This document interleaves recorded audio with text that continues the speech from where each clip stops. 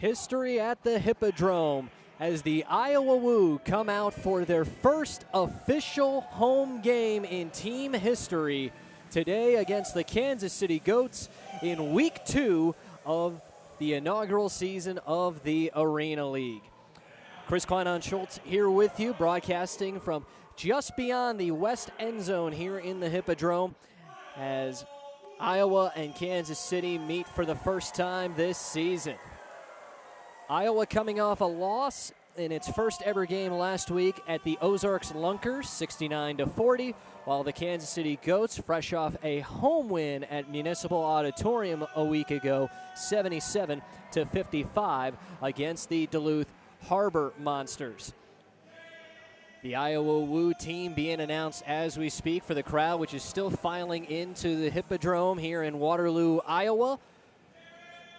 Shortly after, we'll get to the national anthem, which we will, of course, step aside for. And as we get towards our opening throw-off as opposed to kickoff, both before and after anthem, we'll try to introduce you to some of the more interesting rules of this version of indoor football. Again, it's the Arena League. That is the official name for it. And while it's on the same size field as a lot of other indoor football leagues, unlike those that play 7-on-7 or 8-on-8, this is 6 versus 6. There's also no kicking of any kind. So you already heard us talk about throw-offs instead of kickoffs. There will be a person from the quote-unquote kicking team throwing the ball from one end zone to a returner of the opposing team. There's no punting, there's no field goals, and all conversion attempts after touchdowns are just single plays from scrimmage, either a 1-point play from the 5-yard line or a 2-point play from the 10-yard line. All offensive members are eligible wide receivers, so there are some restrictions potentially for centers who could be trying to catch passes. Whoever takes the snap, which doesn't necessarily have to be a quarterback, is not allowed to rush the ball past the line of scrimmage.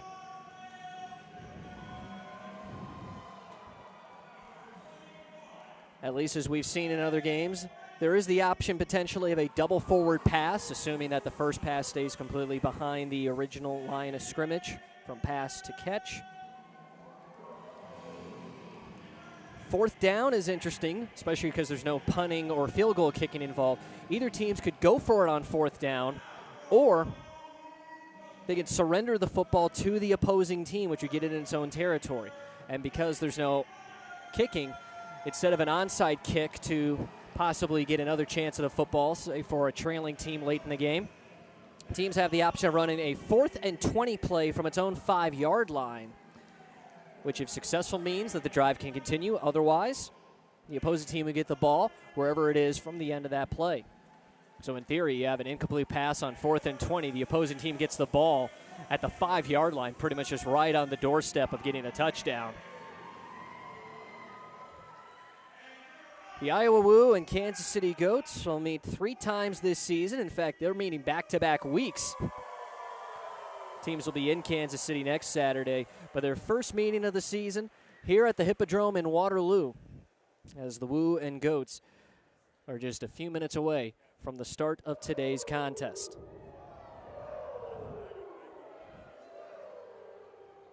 The Iowa Woo has made it onto the field. And now both teams awaiting the national anthem as we speak. Still people working their way inside the Hippodrome, the historic Hippodrome, which opened back in 1919. Later renovated in 1936. It's been home to several sports teams, including the professional basketball Waterloo Hawks, which even had a brief spell in the early days of the NBA. The Waterloo Blackhawks, now at Young Arena, but prior to that, playing here in the Hippodrome. And then the Iowa Stars, a minor league hockey team, was here for one season as well. But for the first time, not just in the Hippodrome, but in Waterloo, Iowa, professional football about to be played officially. Now, Iowa did have an exhibition contest, its season premiere game, which happened against the Minneapolis Warriors, a tight 33-30 loss against that semi-pro outdoor football team that converted to indoor for that contest. Meanwhile, the Kansas City Goats with no exhibition and just the win over Duluth last week. Making his grand entrance onto the field now, the head coach of the Iowa Woo, Laron Zimmerman, better known as Mook, and also Hollywood, and certainly showing that Hollywood flair as he gets his introduction. He and the Iowa Woo going up against Dorsey Golston III and the Kansas City Goats in today's Week 2, the Arena League matchup. We'll now step aside momentarily for the national anthem, come back on the other side with some final pregame notes, and then throw off between Iowa and Kansas City.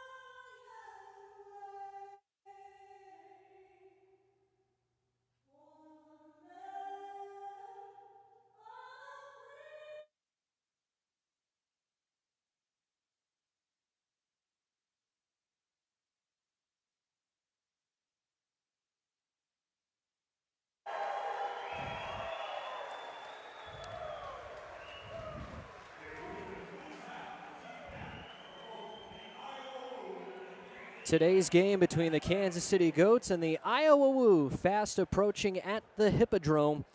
This is the only contest in Week 2 of the Arena League. Just 4 teams in this league. The Iowa Woo, Kansas City Goats, Duluth Harbor Monsters, and Ozarks Lunkers. Duluth and Ozarks with a bye week. It'll be a 9-week regular season with every team playing 8 games.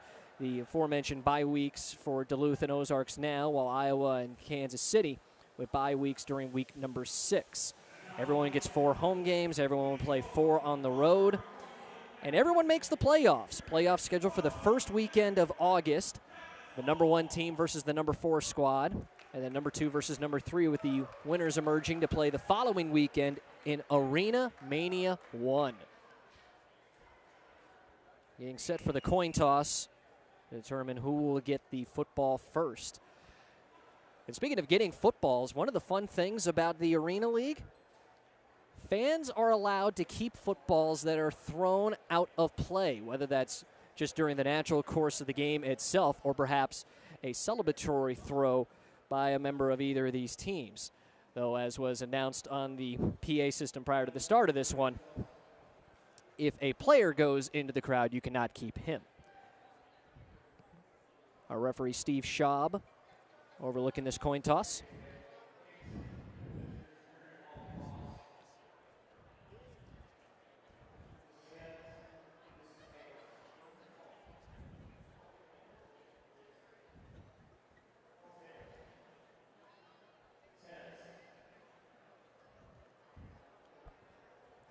So Iowa wins the toss.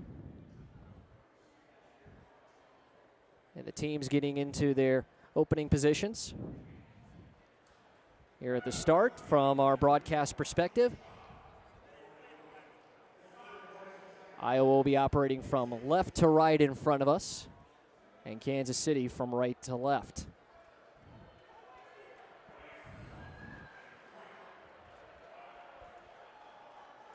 It's the Iowa Woo and the Kansas City Goats.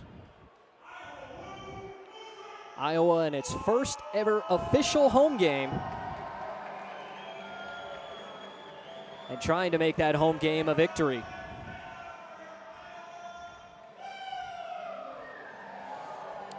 Iowa in the home black jerseys with the light blue numbers, while Kansas City is in white with its own light blue for numbers.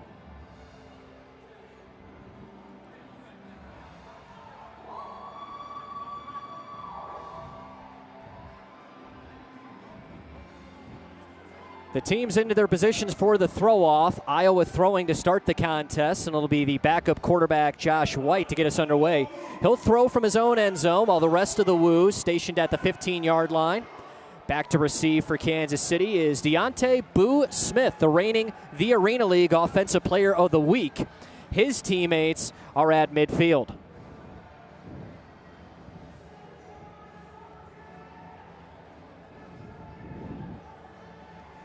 Now, if there's an infraction during the throw-off, Kansas City will get the ball in midfield. If there is a touchback, KC would start at its own 5. And infractions could potentially include a ball going into the ceiling. It is a pretty low roof here at the Hippodrome.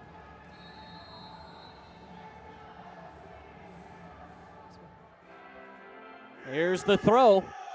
And this one bounces, manages to stay in play, picked up around the goal line by Smith. He's got an opening in the center of the field, cuts back to the north side, and then finally tackled as he gets across the 20.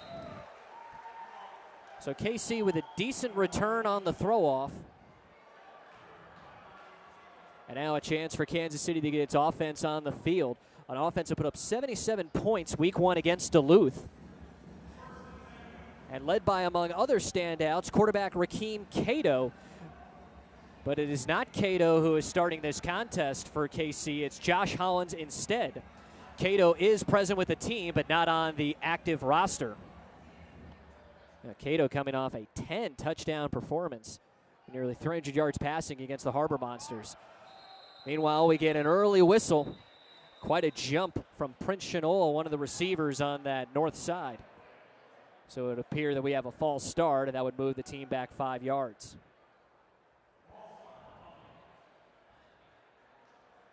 So the false start will push Kansas City back to its own 16. Something you'll notice in terms of how quickly play goes here in the Arena League, just a 20-second play clock. And with plenty of time on that play clock, the snap is away, and the throw to the near side of the field and pushed into the boards, the receiver Ryan Martinez, coming off that good game with 2 touchdowns.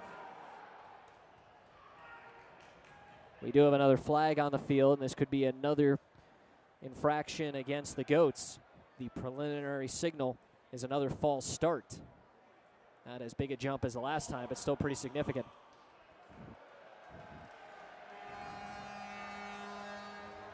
We introduced Steve Shaw, the referee, earlier. He's in the white hat. Lauren Wood in the black hat. He's the only other official on the field. There are 3 Sky judges, Scott Groth, Bryce Swanson, and Frank Hagee, who are also monitoring today's game. So now 1st and 20 for the Goats. Back at the 11. A scramble and a toss over the middle for Smith. And this one is caught near midfield. Ball will be placed at the 23, so a 12-yard pickup on the pass. And now 2nd and 8 for the Goats.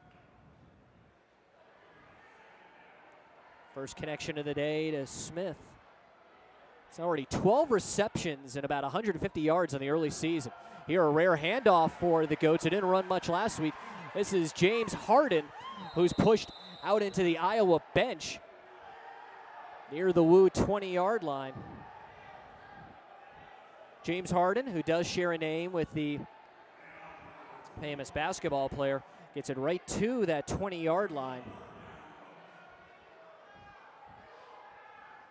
Now from a 3rd and 1, quick pass wide open into the end zone. Ryan Martinez with a touchdown. And with 13:40 to go in quarter number 1, Kansas City takes the lead 6-0.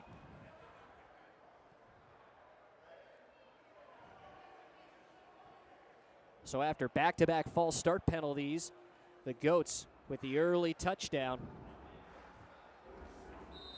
Kansas City going for 1 from the 5-yard line. Snap back.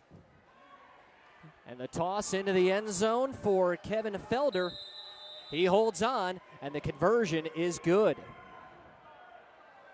So Felder on the receiving end of the 1-point score, following the touchdown pass to Ryan Martinez. And already a quick start for Kansas City. 13:34 on the clock, first quarter, 7-0 Goats.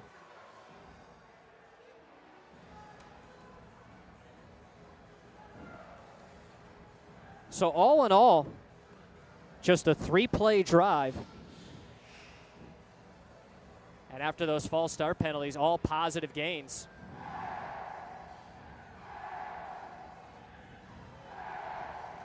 Including the 20-yard touchdown reception for Martinez on the pass from Hollins. And now it's Iowa set to receive. Appears that Kansas City has Angelo Trujillo back to throw on the receiving end for Iowa. Newcomer to the roster, Jermaine Brealey. This one bounces around the 7 high in the air, and a fair catch signaled on that bounce, and it's taken in by Brealey. That one was handled at the 4-yard line, so that is where Iowa will start its drive. Curious to see how Iowa handles the quarterback position. Tylan Shaw, the original quarterback for the season, got hurt during that season premiere game. Wide receivers Justin Jojo Albrice and Miles Goulbourne handled a lot of the QB duties since. But new addition to the roster, Vincent Espinoza gets the start at QB for Iowa here today. Takes the snap in his own end zone. Quick throw to the far sideline. And the catch made right along the padding by Albrice. It's pushed out by a couple of KC defenders at the 11. So call it 7 on the reception. So second and manageable. Espinoza to receive the snap from Oscar Scott. Brown, Justin Brown with Albrice, along with Miles Goulbourne and Jamal Couch back to the sideline. And not only pushed into the boards, but tangled up in the chains on the catch is Brown. It will. And the signal is 3rd and short. So call it a gain of just over 2 on the play. Snap to the quarterback and a quick throw into the boards on the catch goes Couch. Knocking off some of the padding along the way, and it's enough to convert on the 3rd down try. So the first down of the game. 1st and 10 right at the 20-yard line.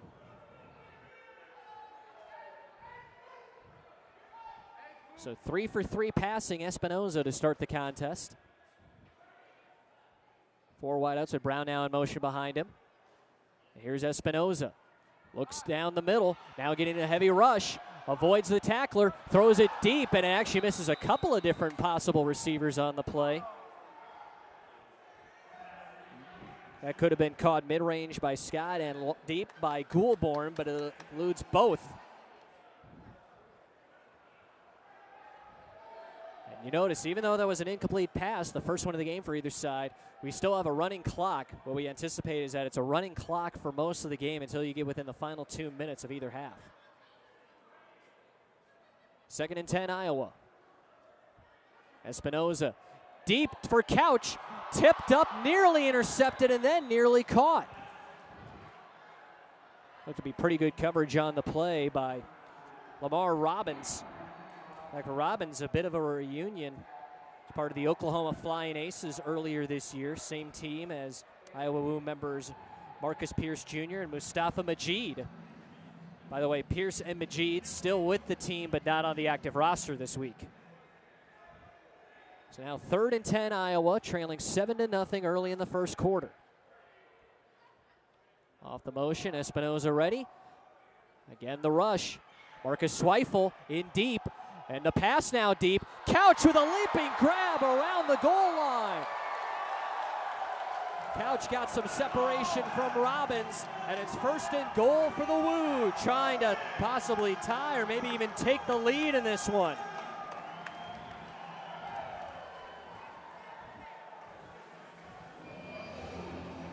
Fantastic catch on 3rd and 10. Couch with his second reception of the game. This will be right in between the 2 and the 3 yard lines here.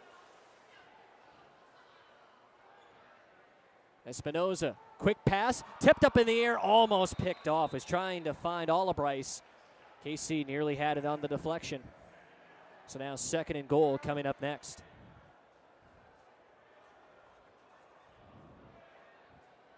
Espinoza went to the sideline to get the call. Meanwhile, Couch heading to the sideline and coming out. Another newcomer, Philip Harding, going to see some time now at wide receiver. Play clock down to 12. Espinoza still getting some instruction and now heading back behind center.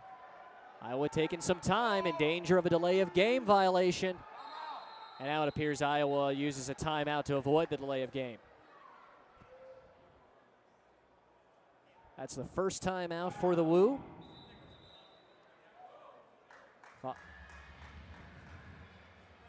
Clock is stopped with 9:21 to go in the first quarter. Score remains Kansas City 7, Iowa 0.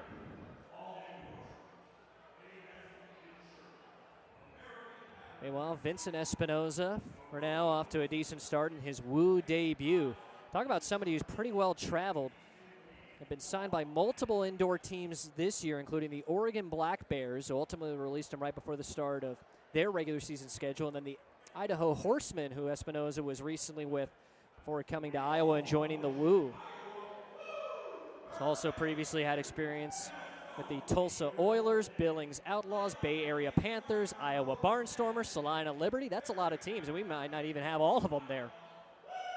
He's back on the field with the rest of his offense. Scott, Harding, Goulbourne, Brown, and then Olibrice, who's well behind the line. He'll be in motion on the far side. 9:21 to go in the first. Woo looking to answer with a touchdown of its own after the Goats scored on their first possession. Here's the pitch. Goulbourne to the goal line, and he's ruled down just short of the end zone. So Goulbourne nearly took it in on a gain of maybe 2. And it's 3rd and very short with goal to go as the Woo try to get into that east end zone.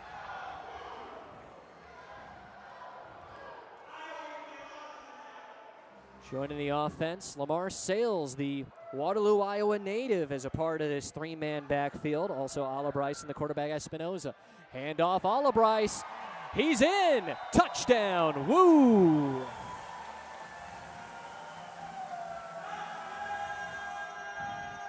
Olibrice from 1 yard out puts the Woo within 1.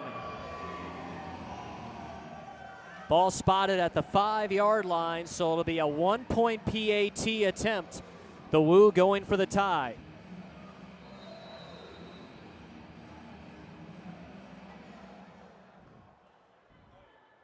Once again, it's Olibrice. Sales in the backfield, flanking Espinoza. Now with the motion, Espinoza fakes a pitch in that direction. Off-balance throw toward the end zone. Who's holding on? And it's a catch for the Woo. That was nearly a tie-up featuring Lamar Robbins, but it's Oscar Scott hauling it in.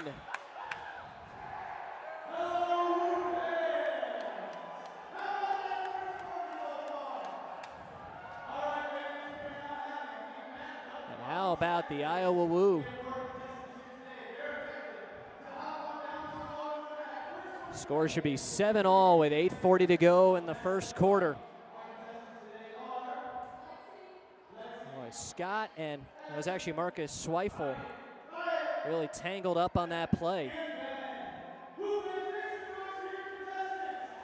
Scott with the catch. Recognize that he was the center on that play, but still able to receive that. And now Kansas City and Iowa each scoring on their opening possessions. That last drive for the Iowa Woo taking approximately 5 minutes out of that running clock. A 9-play, 46-yard drive capped off with the touchdown score by JoJo Alabrice, the former emergency quarterback for this team. And how fortunate they were to have a guy like him around. He actually was an emergency quarterback with the Spandau Bulldogs in Germany last year. So with Tylen Shaw going down in the season premiere game, he was great to have around. And now here the throw off from Iowa toward that north sideline. Bounces in the field of play, picked up by Boo Smith. Great cut back toward the boards, and now almost surrounded. Tries to break back toward the middle of the field. Tackled around the 18. There was a flag right as he was heading towards those north boards. See what we get for a call from referee Steve Schaub here. And it's holding on Kansas City, so that'll back the Goats up.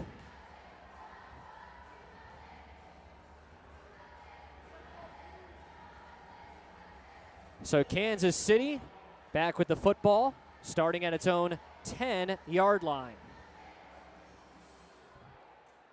Back behind center is Josh Hollins at quarterback, part of the Sioux City Bandits earlier this year.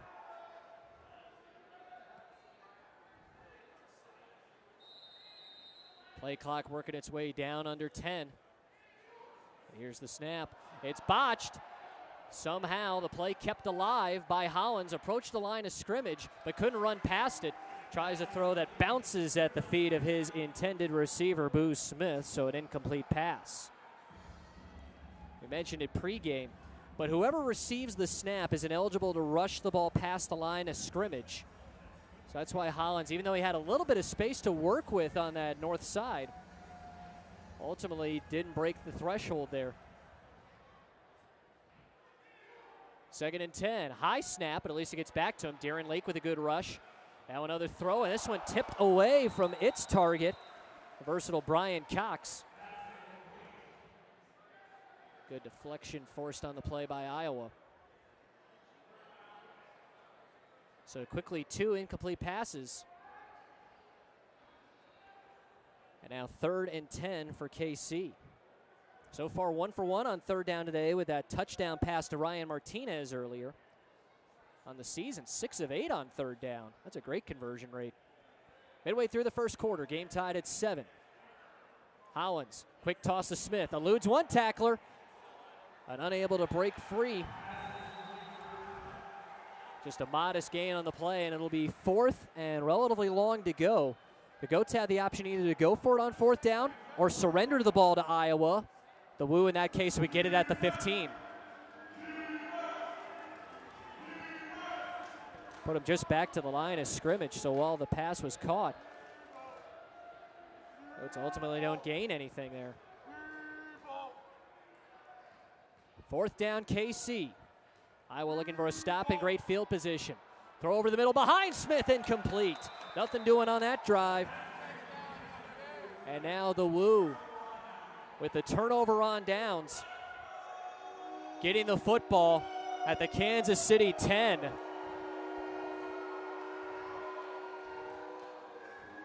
What a great chance for the Woo. Try to get the first lead here at home this year in the regular season.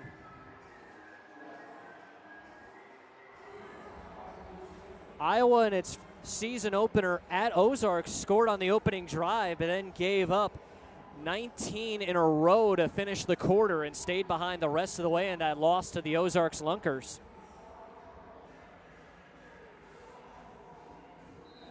But now Iowa with a great opportunity to surge in front. Quick snap and then the toss to Alabrice. Alabrice inside the 10, but not by much.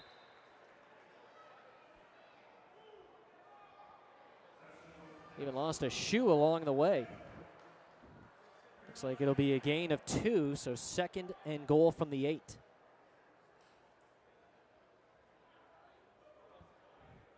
Under 6 minutes left in quarter number 1. Woo 7, Goats 7. Empty backfield for Espinoza. Sees the rush, throws into the end zone. That was close to a pick for Robbins, who had the closest hand to it. Espinoza was trying to find Couch across the goal line.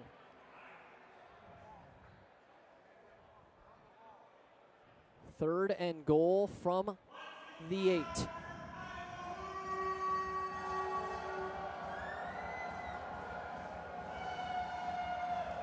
Philip Harding comes in with the play.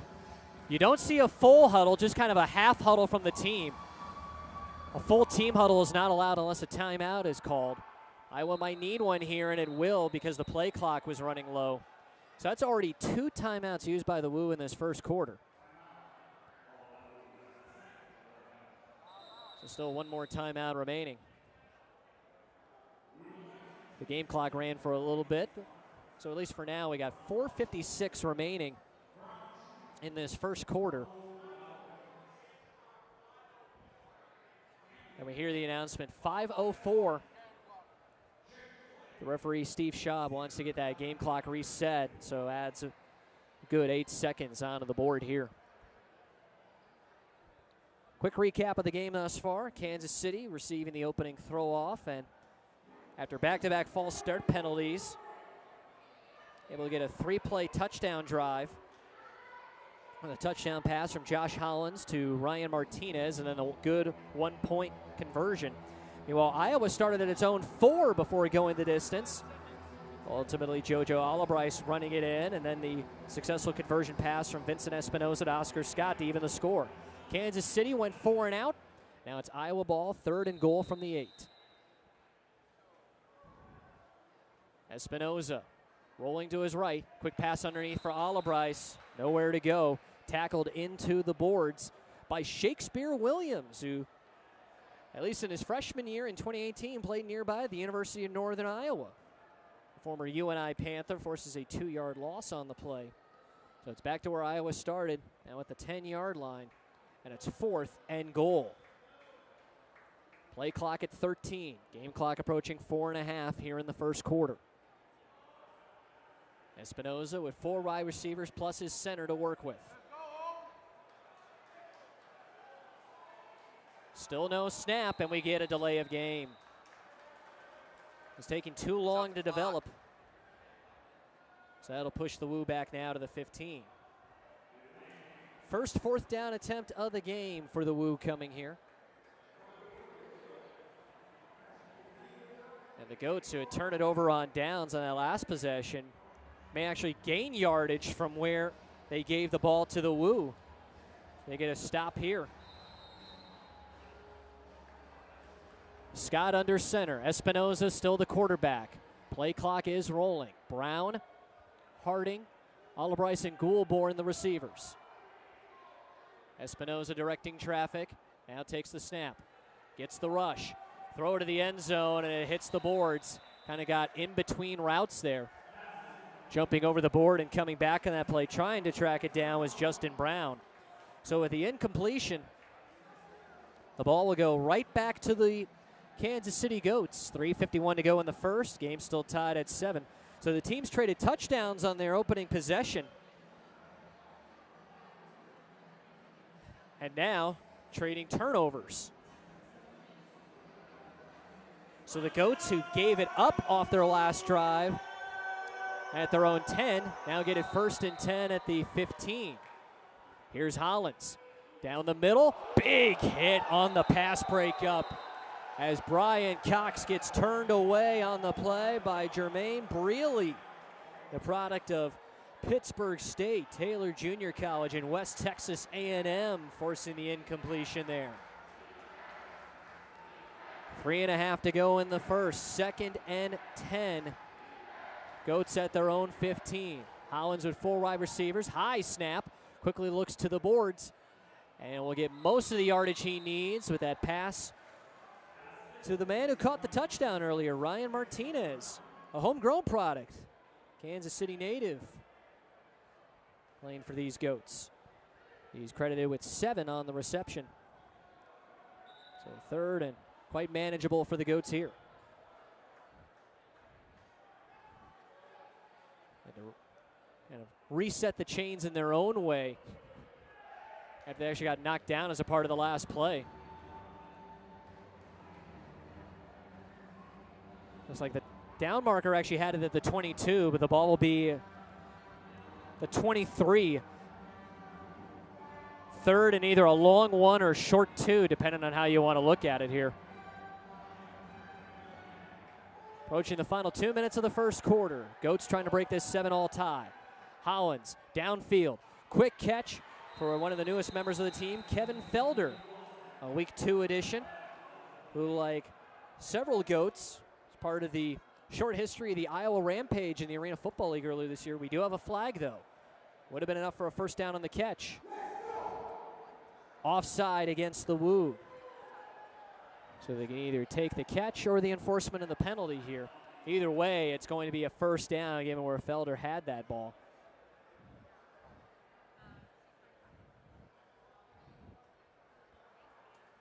Ball is being placed just inside the Woo 20.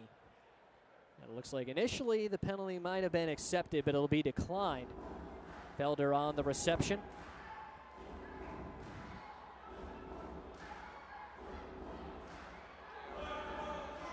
And it's 1st and 10 for Kansas City.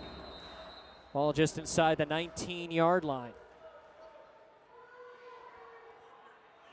Botch snap, nothing to do. Ball still loose. Both teams making a claim for it. In on it for Iowa is Rodria Lewis. Trying to outbattle the quarterback, Josh Hollins and company, for possession. That could have developed into something there. That looks like we get a flag at the end of the play as well.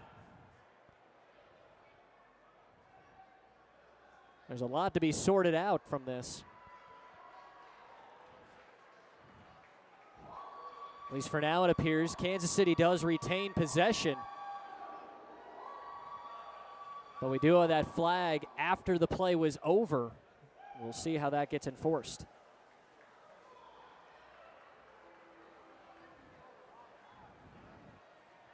Looks like the signal is offside against the Woo.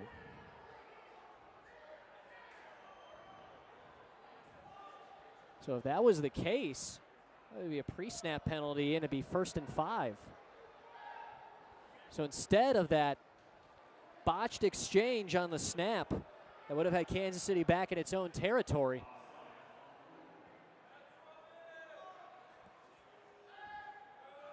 The Goats now working closer to the end zone. And it is, in fact, now 1st and 5, all inside the 14-yard line. They stopped the clock after the previous play to sort everything out. It's 1:52 to go in the first, still 7-all. James Harden joining Josh Hollins in the backfield as the running back. They'll break off for a pass play. It goes underneath and caught at the 6 by Brian Cox. 1st and goal coming up. And now the action really heading right for us here at the Hippodrome. Our broadcast position is just off this west end zone that Kansas City is attacking. Hollins, quick fade, tipped up in the air, batted out of play. Someone's getting a souvenir on that one. The pass incomplete. 2nd and goal coming up next. Sharing a spot behind the end zone with some of the inactives for the Iowa Woo, along with the Woo Girls, the cheer squad. 3-man line, snap back, hand to Harden. Harden can't get to the edge. A nice stop on the play, led by Marcus Wilkerson, one of the week 2 newcomers for Iowa.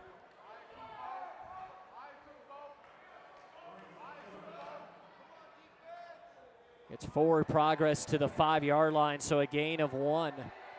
3rd and goal from the 5, clock winding down. This could potentially be the last snap of this quarter. Hollins takes it from Cox. Looking around, surveying, and coming out of the backfield, it's Smith. He's got it. Touchdown, Kansas City. So Boo Smith coming off that award-winning 6 TD performance a week ago on the board for the first time today. on the 5-yard touchdown connection from Hollins. It'll be a 1-point PAT attempt for KC for the second time. Another toss toward that corner, just like on 1st and goal, but this one ends up out of play, trying to find Martinez. So the try is unsuccessful, but it's still a lead for the Goats with only a little bit of time left in this first quarter. 13-7 Kansas City. Just 17 seconds left in the opening period. Brealey and the Woo getting ready to receive the throw off. We expect it'll be Angelo Trujillo back again to throw for the Goats. Like with anybody on these two teams, and maybe you could say this with anybody in any arena or indoor football league, the backgrounds and the experiences of all these people involved is quite interesting. In fact, in Trujillo's case, not only does he have college experience for both football and track and field, he was in the KC area as part of a Metro Flag Football Association. And he's the one tasked to throw the ball to Iowa here. Brealey currently standing at his own 10. As we understand the rules of the Arena League, any throw must make it at least as far as the 10-yard line in the air to be a legal throw. As we witnessed in Week 1 games that happened, though, if it lands short, the return team can still pick up the ball and try for it and then either take the penalty or where it goes on the play. This one bounces around the 14, so there's the flag. Brealey will pick it up, but he can't even get past his own 10 here. Nice gang tackle by the Goats. Aaron Roundtree and Ben Thomas in on the stop. But because the throw bounced short, this shouldn't mean Iowa football at midfield. And that is exactly what will happen. So it bounced to the 14, was picked up inside the 10, and then returned maybe as far as the 10. But because of the illegal throw, Iowa only has half the field to work with here. For now, going left to right. That'll change soon with the quarters unless they score right here. Espinosa, again, the quarterback with 4 receivers. It looks like, and we were told different names on this, Josh Hart, who is the backup quarterback, is also in on this play. In fact, a throw relatively in Hart's direction goes out of bounds over the sideline. Good rush from Marcus Mojo Swifel on the play. That was nowhere close to the QB to QB connection that the Woo were trying for on the play.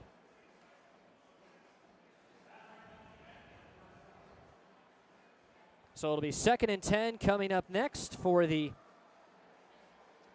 Iowa Woo. And of course, with the clock at 0, we have the quarter break.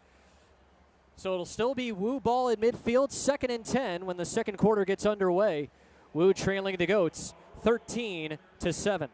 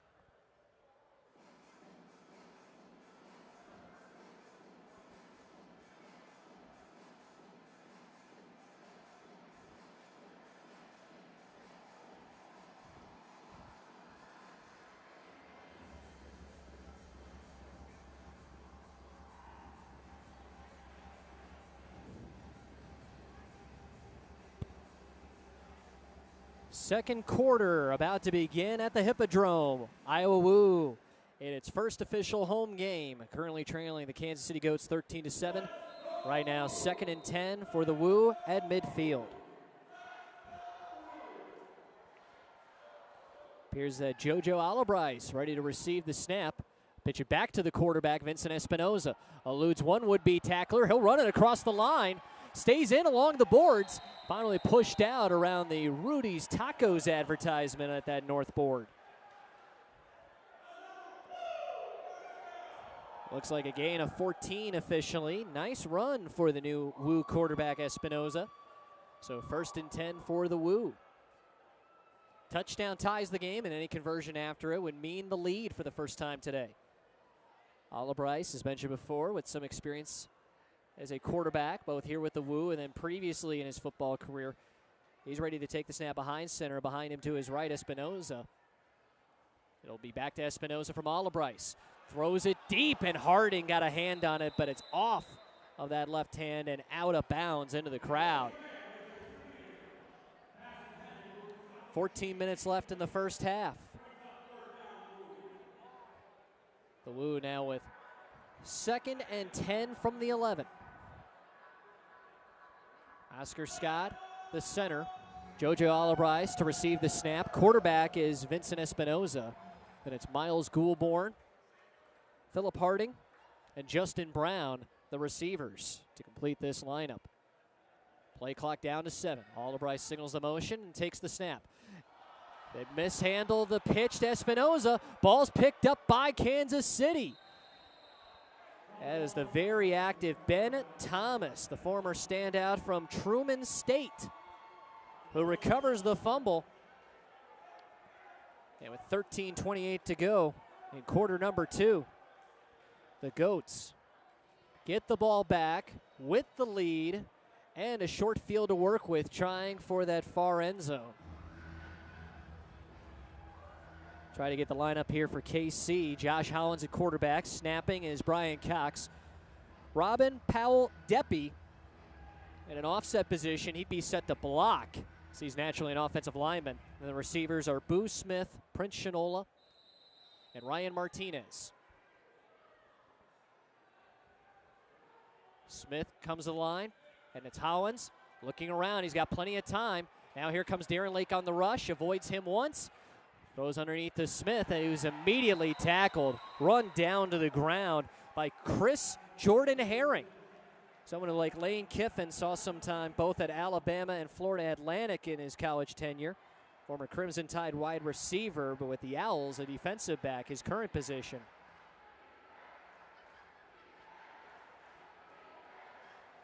Ball appears to be spotted right back at the line of scrimmage. So 2nd and 10. Here's Hollins again. Plenty of time. Nearly intercepted on the pass to Martinez into double coverage. Derek Wilson, the one who nearly had the pick. Maria Lewis also in on the defense.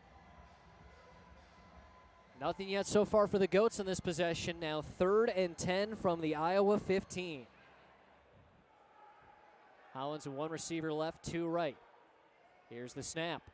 And Hollins surveying to the end zone. Martinez open, and he makes the catch right at the boards for the touchdown. Martinez, his 2nd of the day.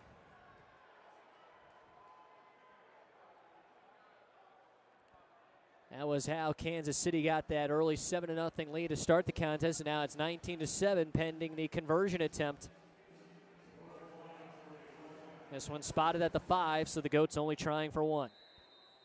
Technically a 3-man line with receivers flanking center. Smith comes out wide right. Hollins rolling right.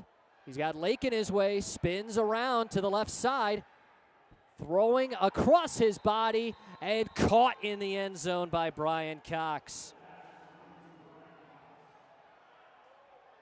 So a successful 1-point conversion makes the score 20-7. Kansas City with 12:16 left in the first half. A short field to work with following the turnover on the mishandled pitch With Albright trying to find Espinoza to give the quarterback a running option during Iowa's last drive. Iowa had the ball on that play, 2nd and 10 at the Goats 11. But Ben Thomas recovered the fumble and returned it to the Iowa 15. Leads to a short 3-play drive featuring the 15-yard touchdown pass from Josh Hollins to Ryan Martinez and the 1-point try from 5 yards out, Hollins to Brian Cox.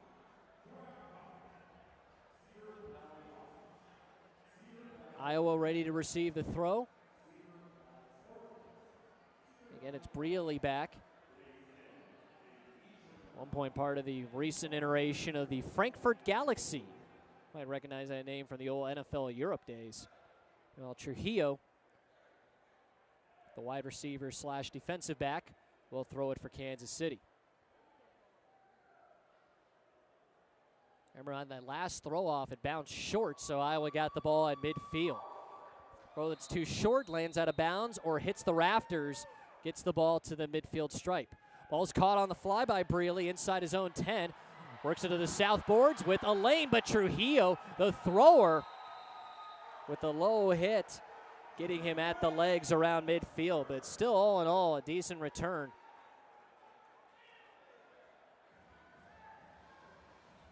It's in the neighborhood of that 17 or 18 on that return.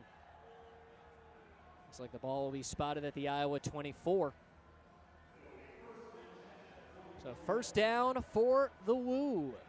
Starting this drive, more traditional alignment with Espinoza in an empty backfield to receive the snap with 2 receivers on each side. Play clock at 15. Motion man comes up in Brown, and it's Espinoza. Fakes a throw over the middle, flag comes out of the backfield, throw towards us, nearly caught, and then crashing into the boards. Brown, the intended recipient, and then Trujillo on the coverage. But there was a flag as that play developed. The 2 on-field officials get together to discuss.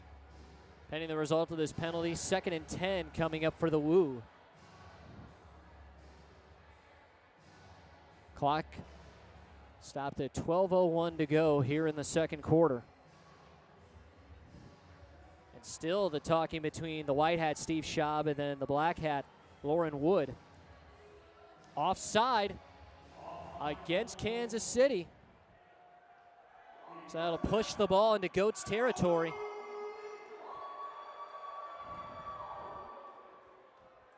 Well, it was actually spotted right at the 20. Actually, it's like it gave 6 on the penalty instead of just 5. So 2nd and 4 coming up. Here, a loose football retrieve from the end of that play, and now we're ready to continue. Scott to snap it back to Espinoza. Motioning to the line is Harding. Espinoza around 1 rusher. Now throws it toward the end zone. Trujillo tried for the pick and could not come up with it. That same Trujillo who had the big tackle during the return that the Woo had for this possession. He had a tie-breaking pick 6 as time expired in the first half last week against Duluth.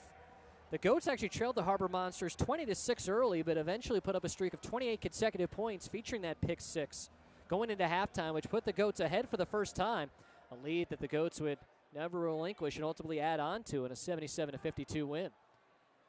Over 2 rushers, the pass from Espinoza caught at the 20 and an immediate tackle as Brown is taken down in the play by Marcus Mojo Zweifel.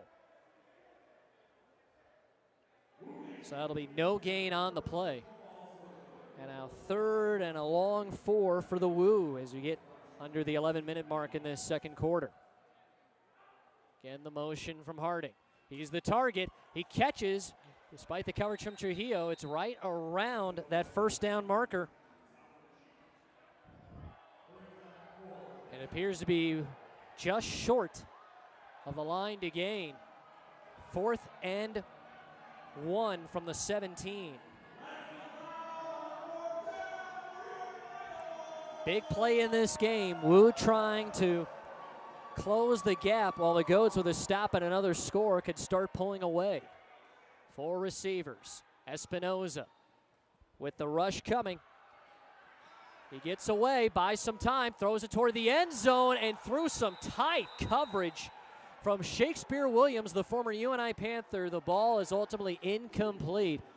A juggling attempt for Goulbourne, unsuccessful, going for that grab.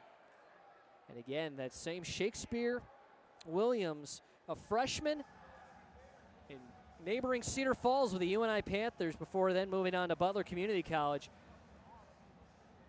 And who now lives in Kansas City, Missouri, where he's been billed out of dating back to his college days. He's the one that breaks up the pass. And so the Woo will turn it over on downs. So after scoring on possession number one, that's technically 3 straight turnovers, 2 on downs, and then the fumble last time. 2-man backfield. The up man offset is Jamal Williams. Snap to the quarterback, Josh Hollins. Hollins finds Smith across the middle.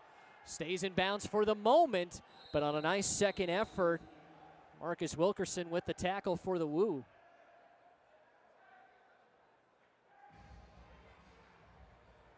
Dove for him initially and couldn't come up with the tackle right away, but on the second effort gets the stop. It'll be a gain of 8, so 2nd and 2. 9.5 minutes left in the first half. Goats with the 13-point lead, looking for some more. Snap from Powell Deppy, back to Hollins. And a deep throw toward the corner, and it's off the mark for Smith. Coverage on the play from Chris Jordan Herring.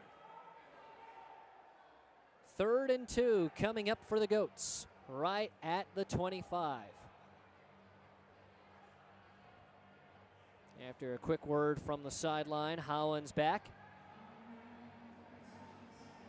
And the Goats will get into the next play. There was actually a collision with him and the referee, Steve Schaub.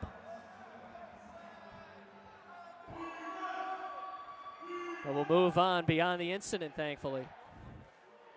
Here's the snap. 2-man rush. Throw underneath to Williams, the setback. Might have lost that ball as he was heading to the ground. He thinks he's got enough for the first. We'll see on the spot. And it's going to be 4th down. He didn't get enough. Oh, it looked like they signaled a fist as if 4th down was coming, but it is enough for the first down. He needed 2. That might be about as little as 2 yards could possibly be there to be enough to convert. And now it's 1st and 10. A little over 8 minutes left in the half. Hollins inside of 2 rushers. Throw too far over the head of Smith. Just didn't have the connection while moving to his right on that play. Smith had a little bit of space to work with, but he would really need some hops to haul that one in. He'll head off to the sideline, and Prince Shinola comes in. He's got a lot of experience. He even had a workout with the Cleveland Browns at one point, but has seen time with the AAF, CFL, XFL, and indoor teams, either in terms of a signing or at least a tryout. Backward pass, so an option for Ryan Martinez. He'll run across the line, gets near the first down, or it's ultimately a combo of tacklers taking him down, primarily Lamar Sales, the Waterloo man, playing for what was once going to be the Iowa Woo, but is now it's the Iowa Woo as opposed to the alliterative Waterloo Woo. That's down to the 12 for a first down. So a gain of 11 on the backward pass from Hollins to Martinez.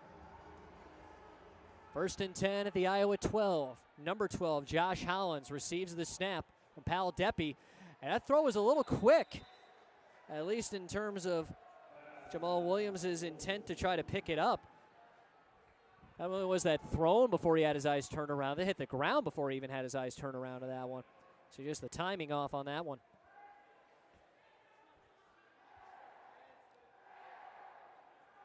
Ball is set and that 20-second play clock begins. Empty backfield this time. And Hollins with Lake on him, throws it to the end zone. He's got a touchdown to Shinola. And the Goats now lead 26-7. So another touchdown pass for the Goats. Hollins to Martinez on drive number 1. Hollins to Smith the next time around. Hollins to Martinez again the third time, and now Shinola in on the act with his first score. And now the conversion attempt coming from the 5-yard line. Robin Powell-Deppy with the snap back to Hollins. Williams stays in the backfield for now to help block. And the pass incomplete, trying to find Felder, who was wrapped up pretty tight on the play by Chris Jordan Herring. So the 1-point attempt unsuccessful. And the clock stopped at 6:22 to go in the second quarter. Goats 26, Woo 7. Teams with scores on their first 2 possessions leading to a 7-all tie, so 19 unanswered for KC since. Tall task for Iowa to try to perhaps get rid of this entire deficit before halftime, but at least there's still plenty of time to get a score or 2 and maybe some momentum back with the home squad. Woo already getting ready for the throw to come. Once again, Jermaine Breeley will be back to receive. Angelo Trujillo, as usual, to throw for the Goats. Goats trying to improve to 2-0, which for now would be good enough to be all alone in first place, since this is the only game of the week. Right now, Kansas City tied for first with the Ozarks Lunkers, who defeated the Woo last week, while the Goats had the win against the Duluth Harbor Monsters. Throw toward the rafters. It goes over the head of Breeley. Picks it up about a yard deep in his end zone, but he's got a lane. Can't get through Trujillo once again, though, but still a very good return from just beyond his own goal line. Takes it across his own 15. This looks to be spotted at about the 17-yard line. So officially 17 on the return, 18 in terms of actual forward distance. And now the Woo continuing on the comeback trail. Espinoza, the quarterback. Got 3 receivers to his left. Putting a deep man in motion. Hollowbrice now in motion briefly on the right side. Now snapping the pitch back to the wide receiver who was in motion, and a nothing on that play is actually the backup quarterback, Josh Hart, who's immediately taken down well behind the line of scrimmage. Had him deep as if he might run up to the line on that play, but instead had a motion behind the quarterback. And an immediate tackle for the Goats as Aaron Roundtree, former Sioux City Bandit, former Rojo de la Ciudad de Mexico, among other things, with the big stop. The ball is back just outside of the Iowa 11. Second and long for the Woo with 5.5 minutes to work with in this first half.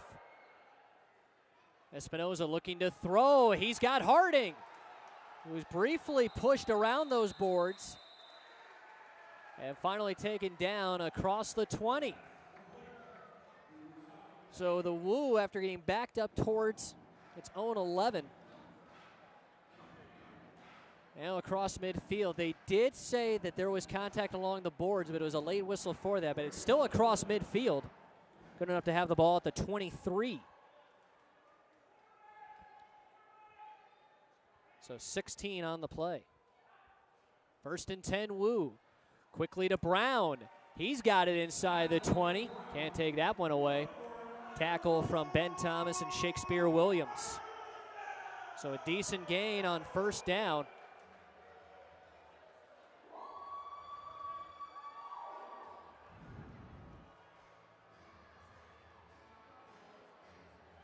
And we move the chains again.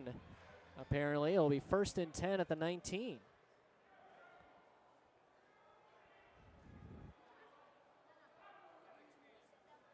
Here's Espinoza rolling right across his body. He's got Hart. That's quarterback to quarterback. Touchdown, Woo. Espinoza and Hart, both new to the roster this week, connecting from about 19 yards out on the touchdown.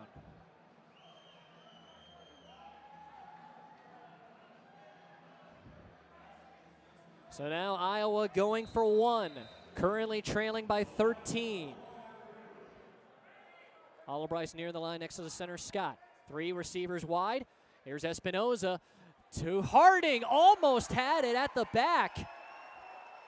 And it bounces off his hands, off the padding, and caught by a fan in the adjoining box.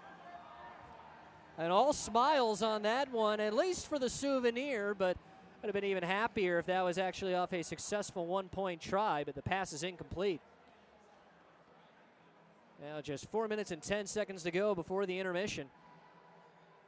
And Iowa at least chipping away here. First touchdown for the Woo since that opening drive.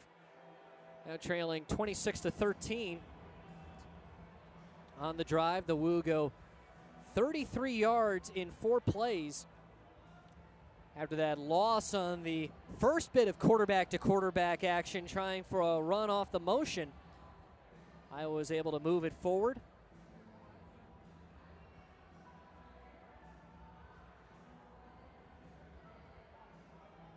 On the pass from Vincent Espinoza to Philip Harding. Called it a first down at the time. I believe it was actually just a 3rd and short. And that's where the next first down for the Woo in this game came in, with another successful pass. Before it was Espinoza finding Hart in the end zone for 6. It'll be Hart off his own touchdown to throw.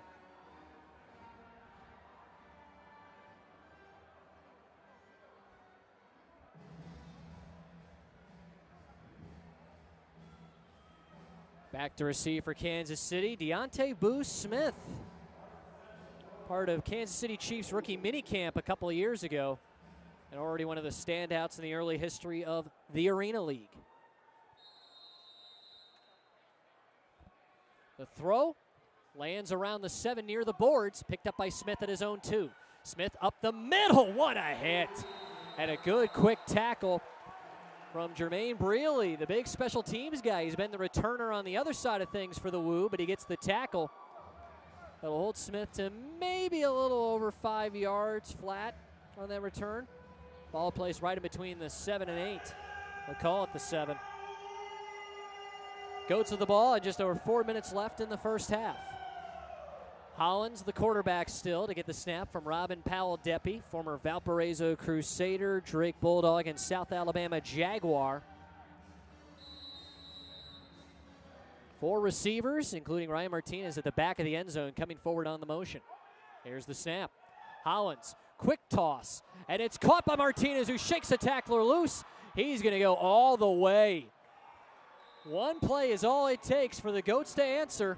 And it's 32-13 Kansas City. 43 yards on the connection from Hollins to Martinez, with Martinez off a broken tackle doing most of the legwork by himself. And how about Martinez? Putting another touchdown on the board for the Goats. That's 3 today. That was after having 2 touchdowns and also 2 interceptions last week for Kansas City against Duluth. Hollins on the 1-point try. He finds number 1. That's Boo Smith coming open, running toward the near side.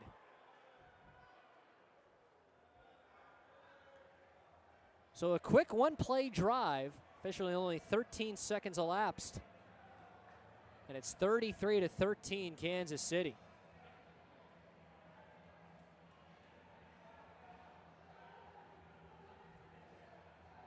Interesting to note that thus far, all of the conversion attempts have happened from the 1-yard line. Kansas City successful 3 of 5 times, and Iowa ultimately 1 for 2. Meanwhile, last week, the vast majority of the conversion attempts across both of the league's games were from 10 yards out for 2 points. So a 1-play, 43-yard, 13-second touchdown drive, and now it's Trujillo to throw.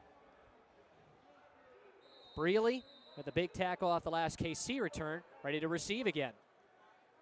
Throw up near the lights, and muffed initially, but it's picked up, and some contact as Brealey ultimately bounces into the boards in between the 10 and 15-yard lines there. So a decent short return after initially having some trouble picking up the ball. Looks like it's officially the 13 for Iowa here. 3:53 to go first half. Goats currently leading by 20. Biggest advantage of the day. Two receivers each side. Vincent Espinoza ready to receive the snap from Oscar Scott. It's Espinoza deep down the near side, and a lot of contact on the coverage. The pass is incomplete, but pass interference is drawn on the play by Justin Brown as Marcus Mojo Zweifel, maybe a little too much mojo going on there. And that's going to put the ball at the Goats 10. So the Woo gaining 27 yards off the penalty. So first down for the Woo. First and goal to go. Scott the snap to Espinoza. Hart, the backup quarterback, ready for motion on the right side. Also, JoJo Albright on that side. Justin Brown motioning now to that right side. All alone on the left is Harding. Running up along the line, Espinoza can't cross it, avoids the sack, throws toward Brown. It's tipped up in the air and goes out of bounds. A lot of crashing into the boards is Harding, Brown, and Angelo Trujillo. All bounce into the cushions. Second and goal next.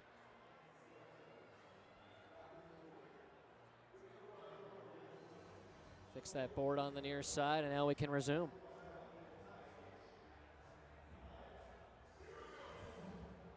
Espinoza, the Lincoln University product. Back about 7 yards behind center, receives the snap from Scott. The rush from Roundtree.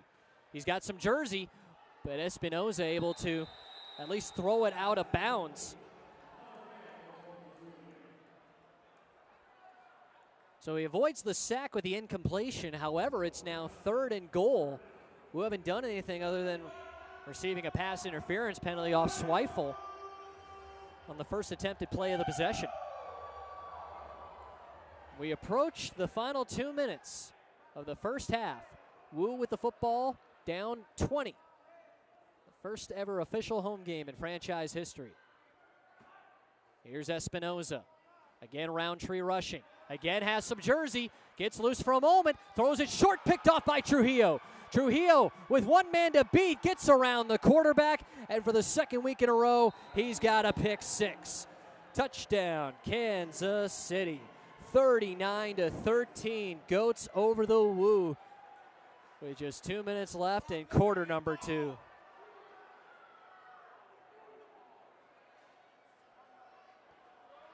So Angelo Trujillo, who had that tie-breaking pick six right at the end of the second quarter at home against Duluth last week,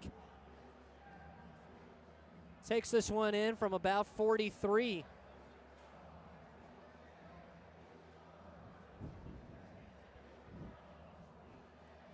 And now it's the Goats on the conversion attempt. And for the first time, we have a team going from the 10-yard line, so this will be for 2. James Harden in at running back. Stands all of 5'7", but he's got some speed. Jamal Williams, Boo Smith, and Kevin Felder to work with as Robin Powell-Deppy snaps it back to Josh Hollins. Hollins with the throw over the middle. Did Felder hold on? Yes, he did. That's 2 on the conversion, and now a 41-13 lead. We've reached the 2-minute warning here at the Hippodrome. Again, your score, Kansas City 41, Iowa 13. Woo to get the ball, trying to start a comeback attempt on the other side of this brief stoppage in play. What a tough start thus far, but You know, that's one of those things you say, the earlier you fall behind, the more time you have to catch up. We've been playing catch up throughout this game, and as explosive as Kansas City has been in building the lead to this point, you know that the Woo could do something with this. Try to get something going here.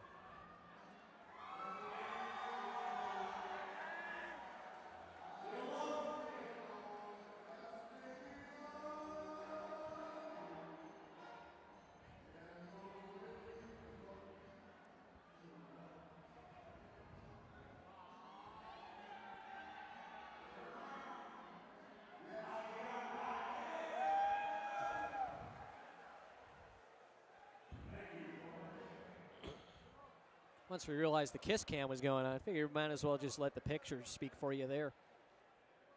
Always a popular attraction at any sporting event. Angelo Trujillo with another throw off. Brealey with a catch at his own 5. Brealey tries to break through the middle, bounced off a tackle, but ultimately goes down. But James Harden helping to clean things up after the initial hit on the play for Kansas City. In fact, that tackler a bit shaken up on the play, so we got an injury stoppage here.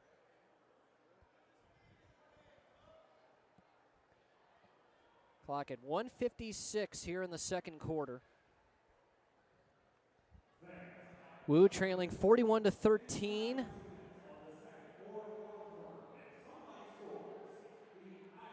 It was that big hit that ultimately dropped Brealey, the returner. With Iowa starting with the ball at its own 19.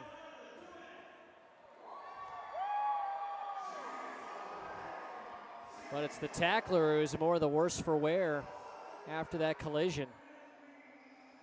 After a quick check from the training staff, Ben Thomas walking off with staff alongside, but walking under his own power, which is great to see. Now, earlier we had a running clock as play happened. Timing in the final 2 minutes of each half is more what you'd expect out of traditional football. So on incompletions, the clock should remain stopped. So it would be for a quote-unquote normal game. But the clock will run after tackles in play. Bryce to receive the snap, and Espinosa behind him to his right.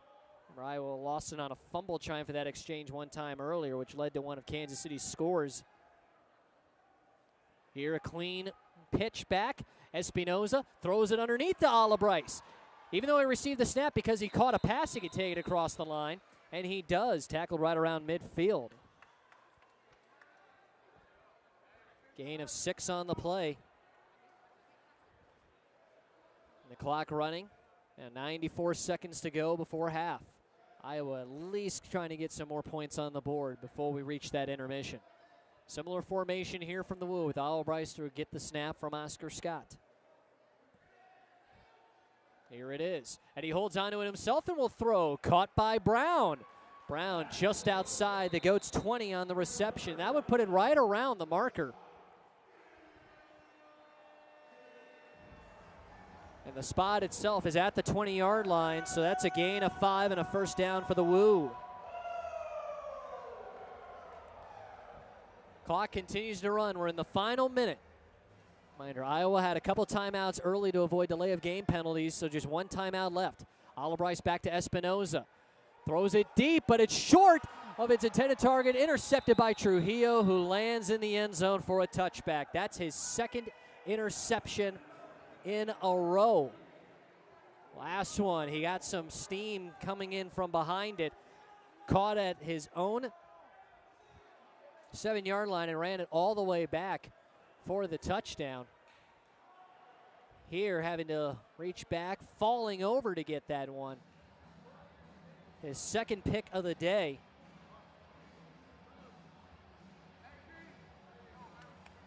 And now his third interception already on the season. With the touchback, Kansas City starts at its own 5. And Kansas City still has all 3 timeouts, so it wouldn't be the strangest thing for the Goats to possibly add some more points before the half. Powell Deppy to snap back to Hollins. Smith now in motion from Hollins' left forward to the line. Hollins from his own end zone throws it over the middle for a quick catch by Felder across the 10 to the 11-yard line. And for now, the Goats just playing hurry up. But now it appears we get a timeout signaled. And with the timeout, also a quick adjustment of the clock. So it's going to be 32 seconds that the clock will be set to. It's announced by Steve Schaub. First timeout of the game for the Goats. So 2 more left in this half. 2nd and 4 from the 11. Goats 41, Woo 13. Teams both scoring 7 on their first possessions of the game. Then both teams turning it over on downs on their second possessions. After that, the Arena League Offensive Player of the Week, Boo Smith, catching a go-ahead touchdown pass from Josh Hollins. The Goats have been leading ever since. That started a streak of 19 consecutive points before the Woo got a touchdown of its own, but already 2 scores since for the Goats, including a pick 6. Hollins on 2nd down, deep to the end zone, broken up. That was nearly another touchdown there. Felder was the one going for the catch, while Wilson in coverage out of Houston Christian, formerly Houston Baptist, a part of that breakup. The clock continued to run even though it was an incompletion. But it looks like things will be set up properly moving forward here. So the Woo avoid giving up the touchdown on the last play with great coverage by Wilson. So now it'll be 3rd and 4 from the 10.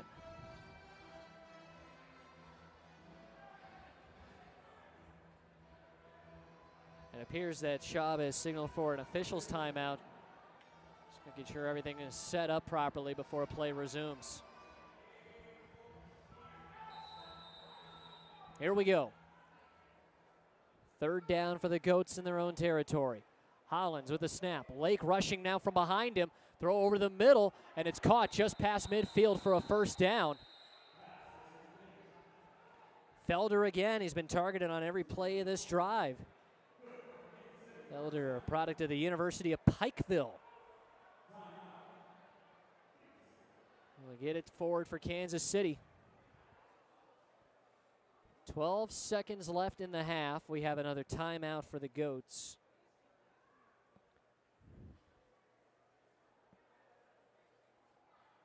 All spotted just outside the Iowa 20.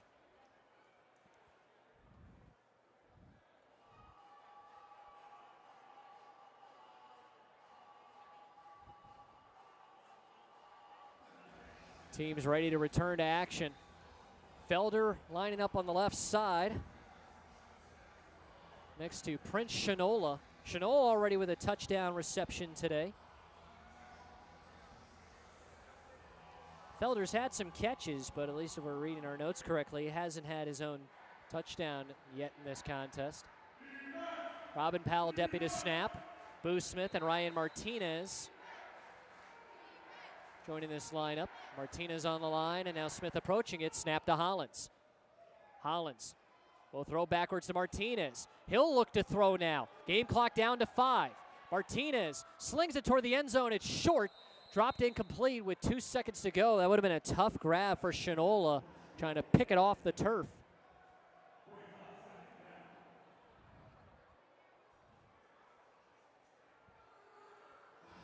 And now ahead of what will be the final play of the half, Kansas City uses its final timeout.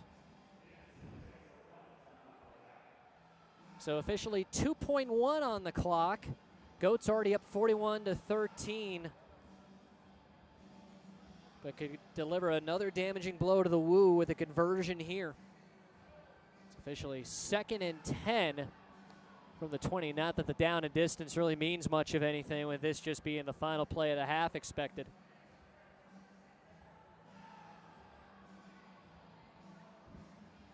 Kansas City back to the line. Iowa still in its huddle.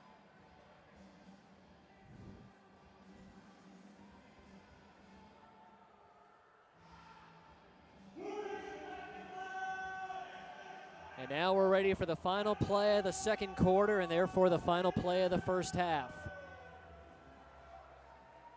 Hollins with Smith next to him in the backfield. One receiver wide left, two to the right. Smith in motion to the line on the left. Snap a bit low, but handled by Hollins. Around Lake's rush. Still avoiding him. Throw to the end zone. And caught for the touchdown. Boo Smith. A sliding grab next to the corner of that end zone.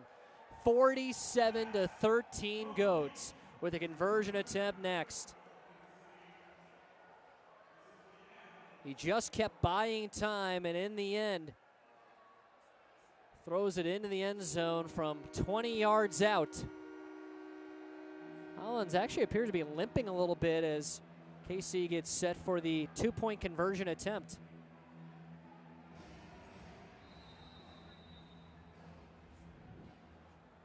Trips left, Martinez in motion on the right side. Here's Hollins, Lake again rushing. Around him, throw is low. He had an angle to get it to Shinola, but was off target. But even without a successful conversion, a massive lead for the Goats on the road as we head to halftime. Your score after 30 minutes of the Arena League football. Kansas City Goats 47, Iowa Woo 13.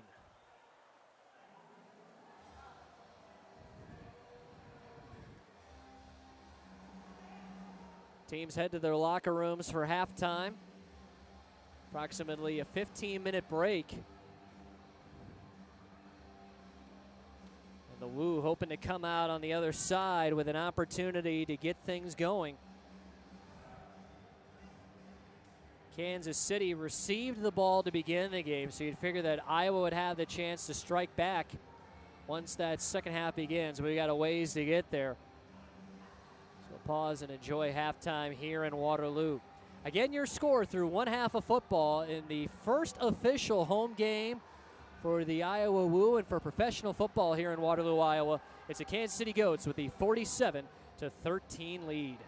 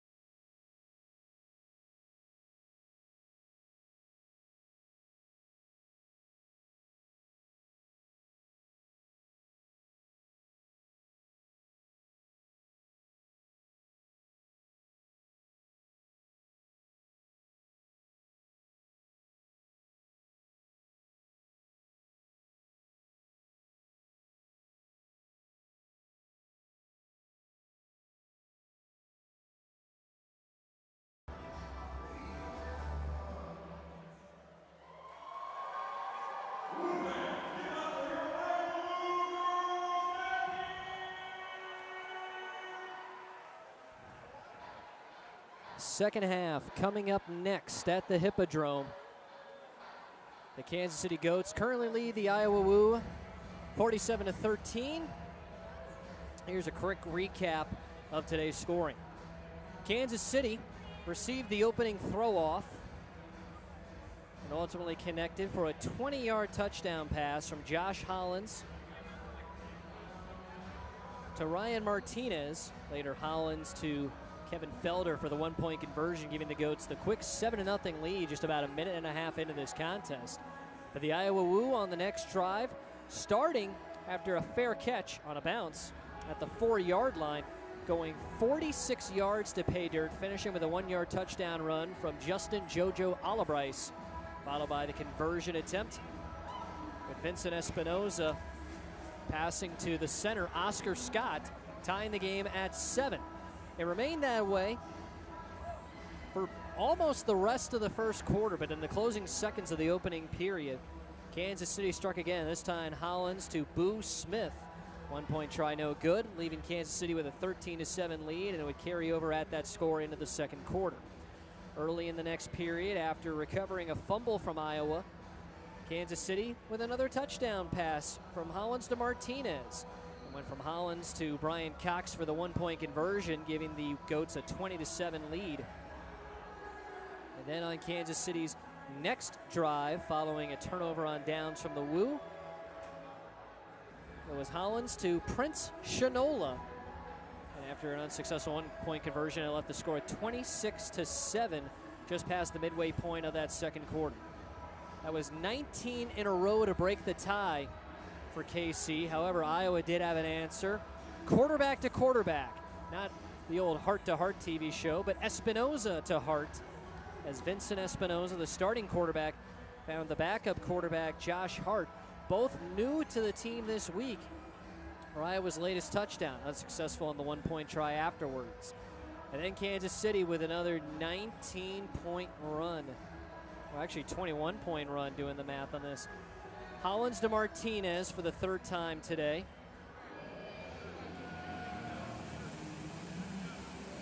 And that would be enough with a 1-point conversion from Hollins to Smith to make the lead 33-13.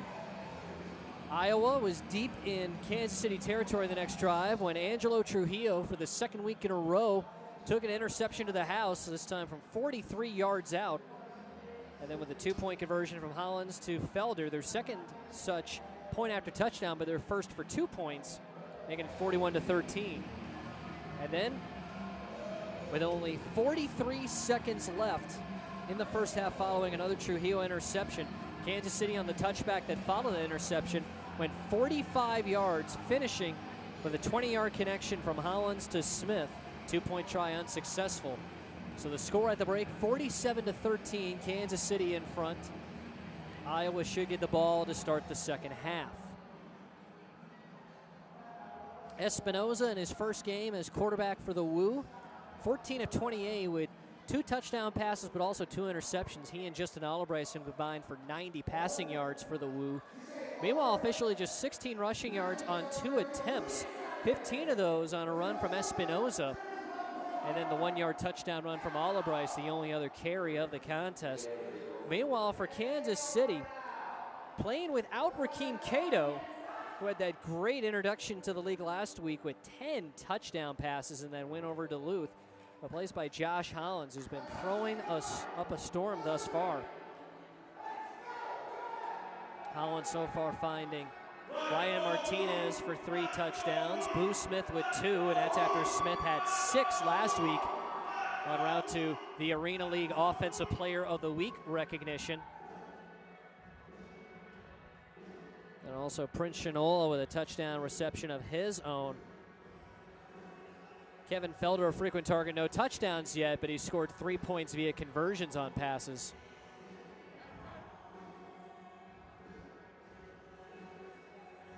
Teams are back on the field as we prepare for the start of the third quarter. The Woo receiving toward the near end zone from our broadcast position. We are literally right behind the west end zone here in the Hippodrome. You can actually see us on camera right now. It'll be Jermaine Breeley to return. And it looks like initially they were set up as if they were on the near side, but in fact, Brealey will be to the far end zone. Angelo Trujillo will be throwing from the near side here in a moment.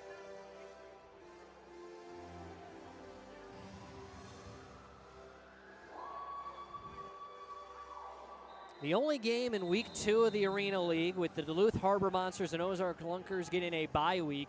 As we mentioned before the start of this game, the Woo and the Goats will play each other 3 times this year. And this will be the first time out of back-to-back meetings. Next week over at Municipal Auditorium in Kansas City will be the Goats hosting the Woo. A little bit more about the Goats and the Woo and really these nicknames. For KC, it comes from the old Pendergast political group.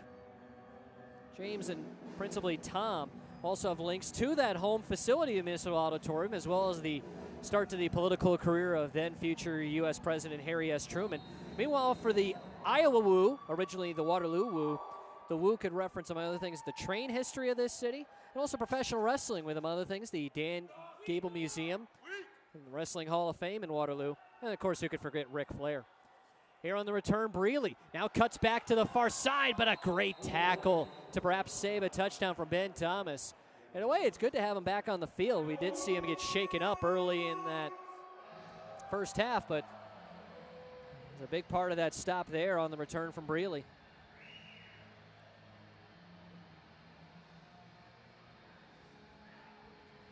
Iowa Woo football as we begin the second half. 1st and 10 at the Iowa 15. Vincent Espinoza in an empty backfield. 2 receivers each side.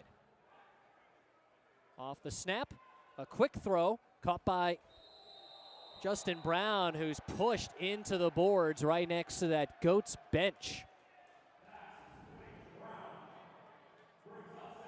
The hockey boards with the padding in front. Covered in advertising. It's not the softest of landings, but not bone-crushing hard either. There is a little bit of give to those boards. You can still pack a wallop, especially when you get into them at a decent speed. Snap back to JoJo Olibrice, who throws it behind the intended receiver, Justin Brown. They had that offset formation that Iowa used much of last week when there wasn't a true, quote-unquote, regular quarterback on the roster. And as opposed to a pitch back like so often happened, including a couple times earlier today with Olibrice and Espinoza. Olibrice tried for the throw himself, but it's incomplete, bringing up a 3rd and 6. Believe it or not, even though Iowa lost that opener at Ozarks last week, Woo were better on both 3rd down and 4th down conversions than the Lunkers, going 7 of 14 last week. Hoping for some success here. Snap back to Olibrice, quickly now to Espinoza, the rush from Thomas. The run by Espinoza, and he's angled out short, but there is some pushing and shoving after the play. It could be a 4th down coming up, but if there's a flag that comes out for this, that could mean a 1st down gifted to the Woo. Sands, the emotions remain relatively well in check, and most importantly, the flags stay in the pocket, so we got a 4th and short coming up for the Woo now. Right next to midfield, ball spotted pretty much right at that Woo logo. Call it a gain of 4 on the run by the quarterback. Espinoza is 2nd of the day. Play clock and game clock running. The former down to 12 now. 4 receivers plus a center. Snap back to Olibrice. There was some concern that there'd be a flag, but nobody did anything on the play. And now late whistles, and ultimately the officials will decide an infraction on the Woo. With everybody stopped, Miles Goulbourne was able to get the catch. Part of the XFL's Washington, D.C. showcase. Back when there was still an XFL. But it looks like this 1st down will be negated by a penalty.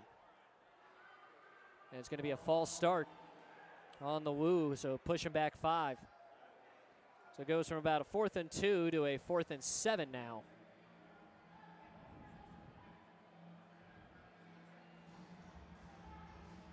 So Espinoza, the quarterback, Scott, the center. Goulbourne, Harding, Olibrice, also Brown on the field. Albright back to Espinoza. He'll look to run. He's got a block, and he's got a chance to score. He'll take it in for the touchdown.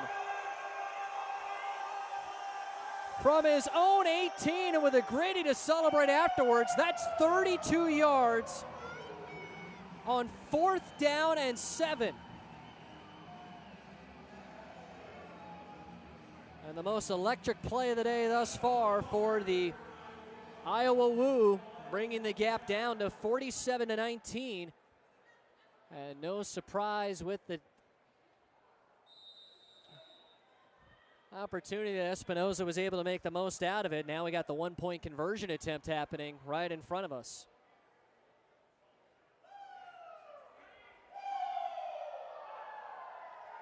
Snap back to Espinoza. Throw to the right. Brown, did he reach the end zone? He's in. Pushed out around the boundary. He scores from 5 yards out.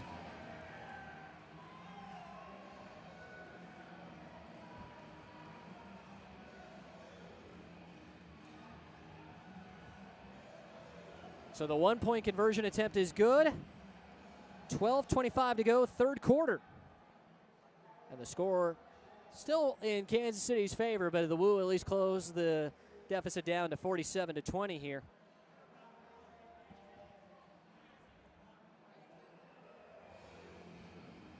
You can't get it back all at once, so you got to chip away where you can here.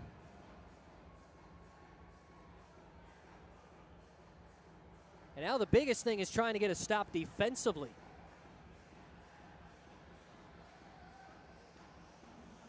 It's been a long time since Iowa held Kansas City without a touchdown. In fact, you have to go to the 2nd drive of the game. When the Goats, after a penalty, had the throw off only get them as far as the 10. Then it was 4 straight plays that went nowhere. Smith to return. The throw from Hart. And this one's going to bounce well short. That's going to be a flag, but Smith will still have a chance to return. He's got an opening in the middle, and he's going to get past Hart, who tripped him up only momentarily, finally taken down across midfield. Looked like in the end it was Marcus Wilkerson on the tackle. Now, because the throw ended up as short as it did, the flag came out that would have placed the ball in midfield. But because the ball was picked up and run by Smith past midfield, the Goats have the option of taking the ball where Smith was tackled, which is the Iowa 14. So all in all, a very good return. And a short field for the Goats with just over 12 minutes left in the 3rd, trying to get some points back. Good rush, and a sack well behind the line. He not only took down the quarterback, he took his shoes off. That was Rodria Lewis, one of the many former members of the Alabama Crimson Tide football program that been a part of the Iowa Woo roster this year. He's able to take down the quarterback Hollins back inside his own territory, but we did have a flag on the play, and the way the Goats players are reacting suggests this could be a flag on Iowa, which would negate that sack.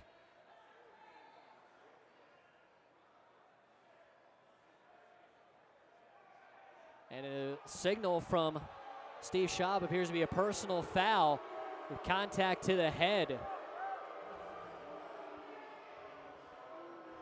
So instead of the Goats being pushed back into their own territory,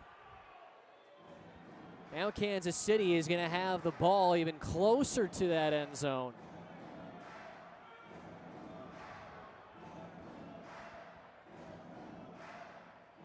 The way it's looking based on the chains, it would be 1st and 5 at the 9.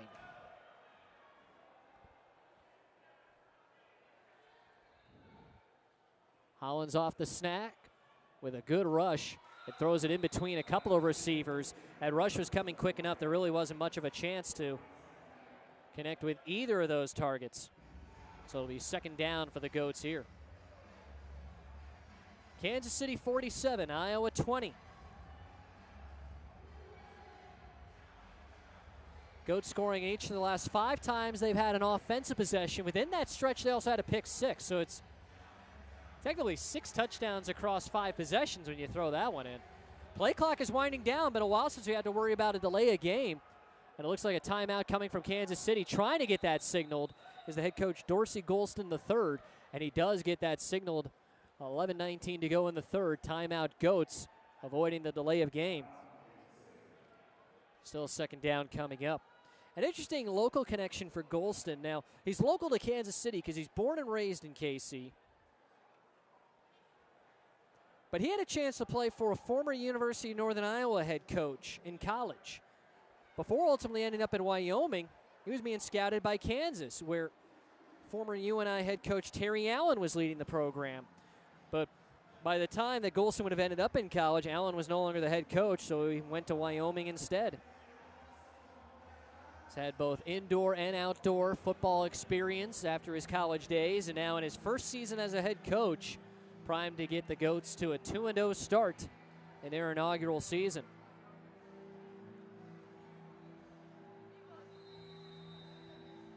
Play resumes here at the Hippodrome. Goats 47, Woo 20. And the snap goes backwards. Hollins picks it up around midfield, and he's immediately taken down. But again, we have a flag out. Wilson was the one who got to the quarterback, Hollins.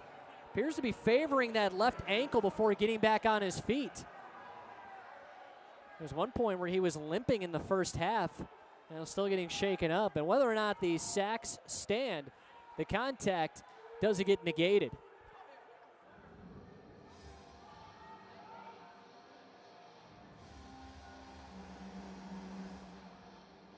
So we'll see what we get out of the 2 on-field officials. Steve Schaub, the white hat. Lauren Wood, the black hat. Assisted by Sky judges Scott Groth, Bryce Swanson, and Frank Hagee. Offside against the Woo. And that takes away another sack.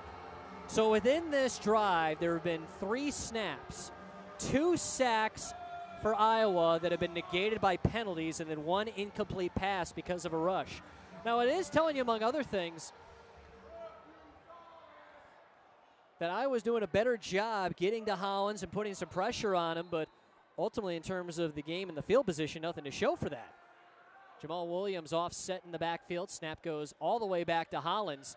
He'll throw it to the end zone over Boo Smith. He had an opening, but just couldn't make the connection. Trailing him in coverage, Chris Jordan Herring.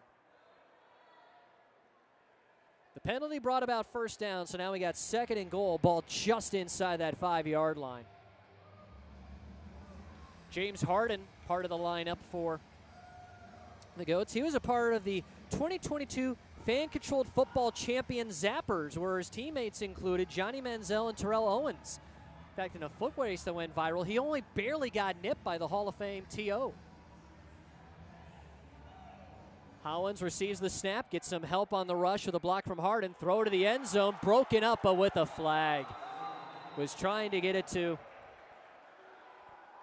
Ryan Martinez with what looked to be Derek Wilson in coverage that might have been too tight.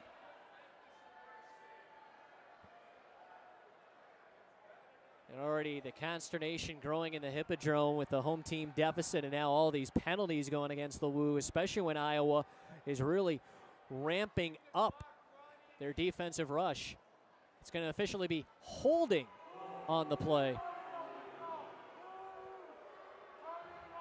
It's either going to be that or pass interference. That'll move the ball a little bit closer to that goal line. Now spotted right at the 2, going half the distance.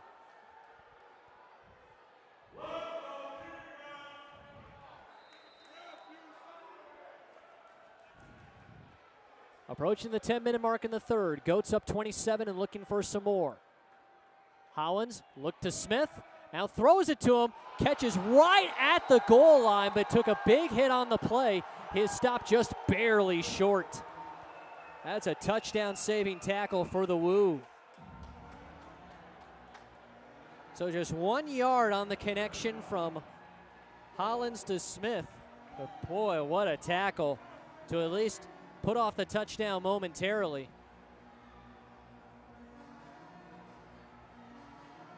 Rodria Lewis, former Prague Lion and Tucson Sugar Skull.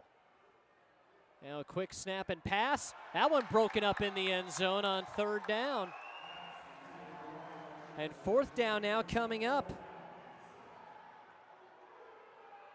And what a stand this could be. You think about some of the momentum Iowa picked up by scoring on the opening possession of the half. But if KC right on the doorstep is held scoreless on this possession, that does even more to help the Woo's chances of pulling off what would be a monstrous comeback. And of course, in the short history of the Arena League, would be good enough for biggest comeback in league history. Right now, a mark currently held by the Kansas City Goats after being down 14 early, but rallying to win against Duluth in week 1. Hollins on 4th down, off the rush, throws to Jamal Williams for the touchdown. Williams with his first score of the game. And on 4th and 1, the Woo give up the touchdown to the Goats. And now have to try to defend the conversion attempt.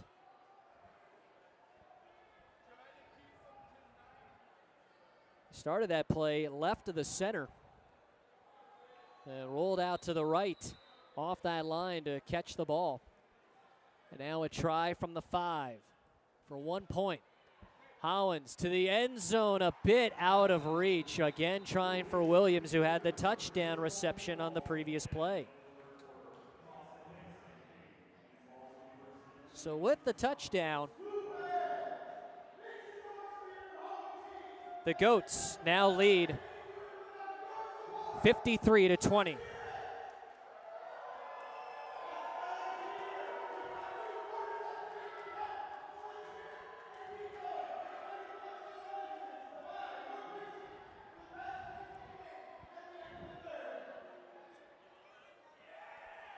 The Kansas City Goats have now scored on 6 consecutive offensive possessions and 7 of 8 for the game. That's after going still impressive, but less than today, 11 of 15, that category last week. Between that win over Duluth and now this game against Iowa, the Kansas City Goats, in not even 2 full games of football here in the Arena League, scoring 130 points. Still plenty more could potentially come. On 4th and goal from the 1, the Goats converting with Hollins to Williams. The two-way threat out of Central Methodist, who before joining this team had his primary work these days as a fund accountant in Kansas City. Now Trujillo with the throw off. It goes pretty deep. Picked up in the end zone. And on the return, a chance for 6. It's the backup quarterback struggling to get to the end zone after a late tackle attempt from Trujillo. And from his own end zone nearly to the other one, it's the backup quarterback, Josh Hart, who nearly got it all the way in, but he was hurt on the tackle. He picked that up about a couple of yards deep. And it was only him and Trujillo racing with each other at the very end. That tackle was up high around the collar, and it looked like he came down a little bit awkwardly on those legs as well. We got action right in front of us, and some trash being talked by some of the Iowa Woo people in front of our broadcast position, and then Kansas City's defensive back, Marcus Zweifel. Ball placed at the 1, so nearly a touchdown on the return. Between that and Marcus Pierce Jr. nearly taking it back on about a 40-yard return on the opening play of the season last week. That's 2 near touchdown returns off throws for the Woo. And it's officially a face mask. So the ball was already at the 1. You can maybe move it to the half-yard line if you can call it that. And now the big package for the Woo, including the defensive lineman Darren Lake as a part of this Iowa offense. Lake, another part of that Alabama program, who even was with the San Francisco 49ers and among the later cuts of the preseason in 2016. Behind center is the quarterback, Vincent Espinoza, 3 on the line. And Iowa got away a little early. And Now the play, which was blown dead from the start, develops out of the end zone as Darren Lake, blocking against James Roundtree, pushed him all the way through the gate at the back of the end zone. But the line jumped, so the Woo on the false start pushed back now just outside the 5. So it's about as short as 6 yards can be, but they were only inches out.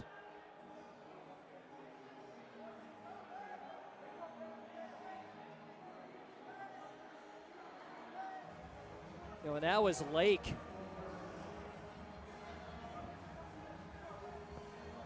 Who jumped on the play and ultimately pushed his target out of the back of the end zone.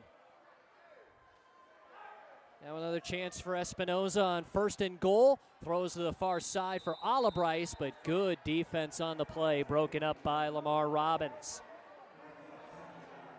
Still a lot of jawing back and forth between the Woo folks, who are right next to us behind the boundary, and particularly Zweifel on that Goats defense. Still jawing back and forth. As we're midway through this 3rd quarter, Woo trailing by 33.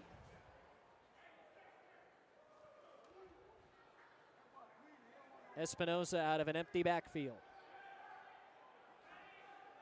Looking at both sides, signaling the motion, and now the snap from Scott. Espinoza trying to avoid the sack, and he did at least elude the grasp for a moment for Aaron Roundtree, but is ruled down, and now we got a flag after the play.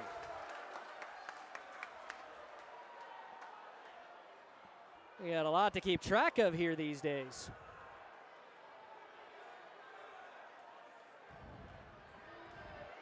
So Roundtree, who had the apparent sack, looks pretty frustrated as we might get a foul here against Kansas City.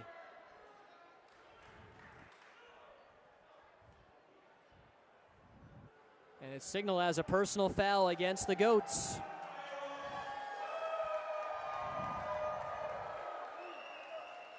So it could have been 3rd and goal from a ways out.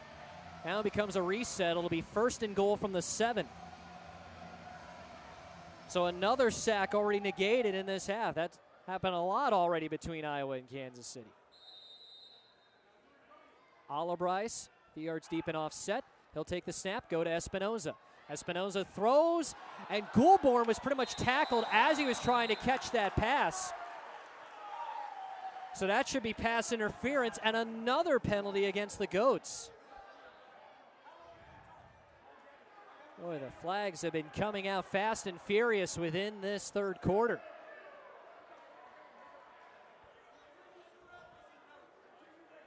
So off the pass interference in the end zone now, 1st and goal at the 1.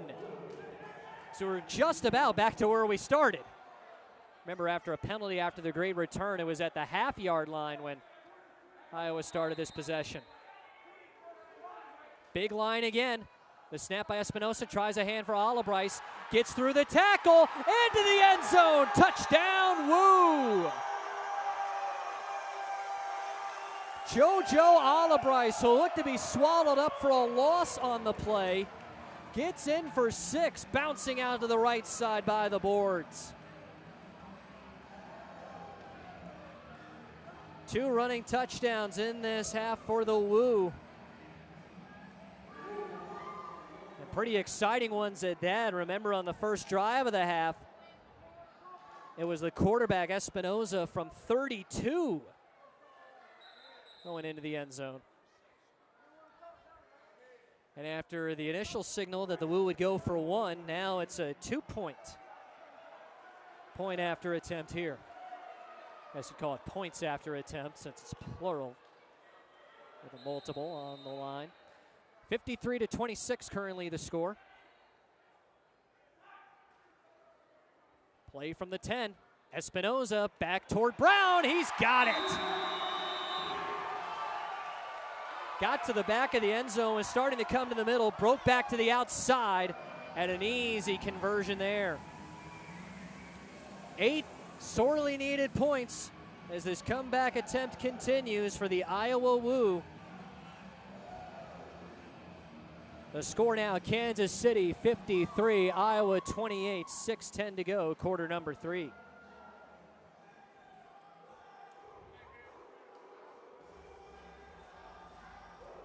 And part of the fun of our broadcast position right by the end zone, everything's happening right in front of us. Well, I think a lot of people would like to be set up center of the field, see the action kind of down below, left to right in front of you. And despite the potential inherent danger of being this close to the action, because not only can footballs fly over these boards, but players certainly can. We are getting a real glimpse not only of just exciting things happening right from field level, but it's almost like we're in the thick of it, including with the trash talking that keeps happening with these Iowa people next to us. And right now, Boo Smith, the returner, still talking to him as now the throw-off is pending here.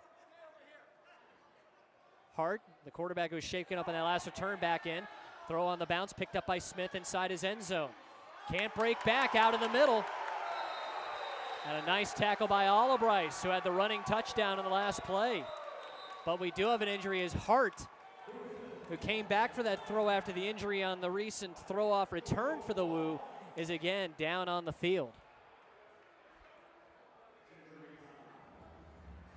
6:04 to go, third quarter. Kansas City Goats 53, Iowa Woo 28.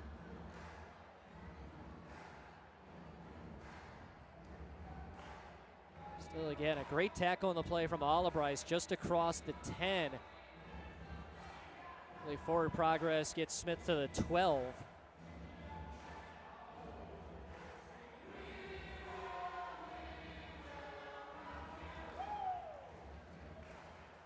And now Hart is going to be helped off the field.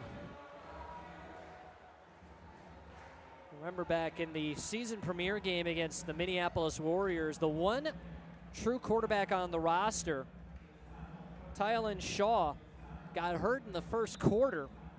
They added 2 QBs to the roster finally here this week for week 2 of the regular season. Now one of them had a great throw-off return and also a touchdown catch. Now exits due to injury. Josh Hollins, also a new QB. He's back in for the Goats. Throws one deep down the field, but he and Boo Smith were on the same page. Smith almost looked like he was going toward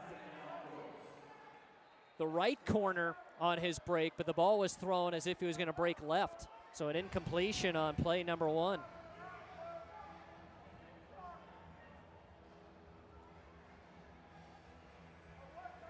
James Harden in the backfield along with Josh Hollins. Boo Smith, Ryan Martinez, and Prince Shinola, the receivers. The center, Robin Powell-Deppy. Play clock at 10. Motion forward from Shinola. Good rush against Hollins. Circles back, but Lake swallows him up. He tried to throw it to Powell-Deppy. See what we get for a signal. This is going to be ruled an incomplete pass. Boy, Lake had him wrapped up on the play, and somehow it's just another incompletion to avoid the sack. Boy, Darren Lake is really gotten his money worth as of late, playing both sides of the football. Primarily being just a defensive lineman in half number 1.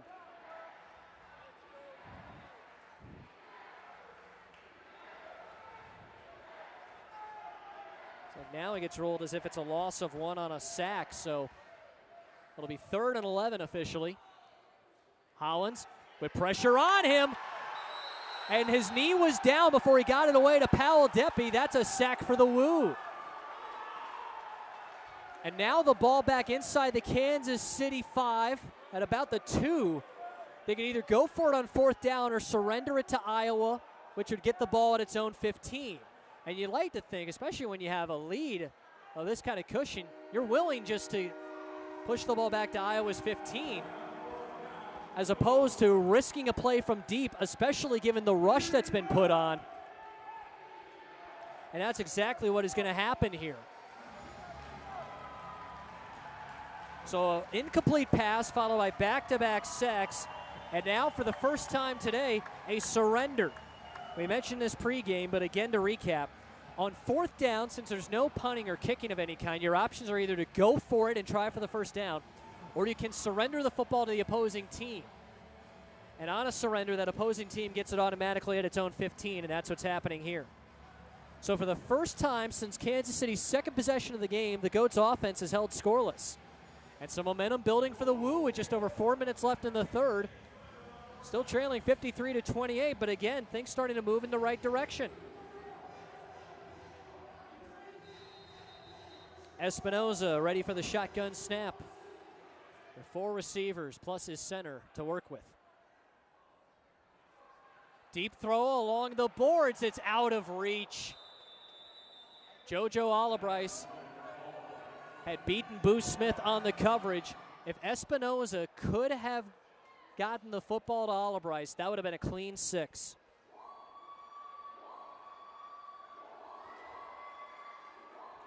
Second and 10 now from the 15. Running clock works its way down to 3.5 minutes left in quarter number 3.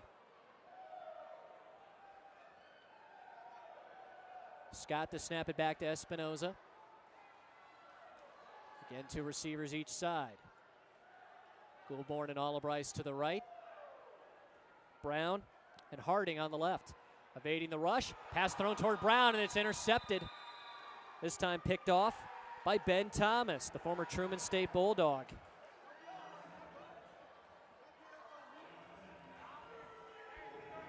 That's now 3 interceptions for KC, and the first one that doesn't belong to Angelo Trujillo. Not only has 2 total picks, but specifically 1 pick 6. 3:15 left in the third quarter, and the score remains 53-28 Kansas City.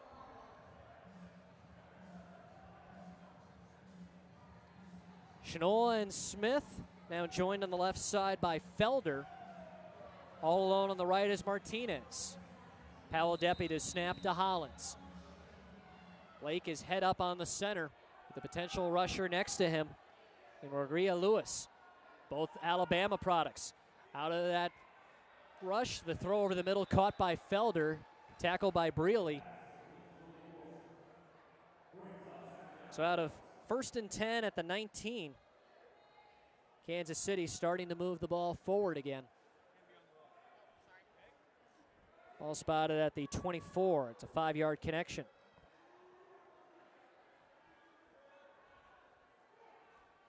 Snap a bit wide, but handled by Hollins.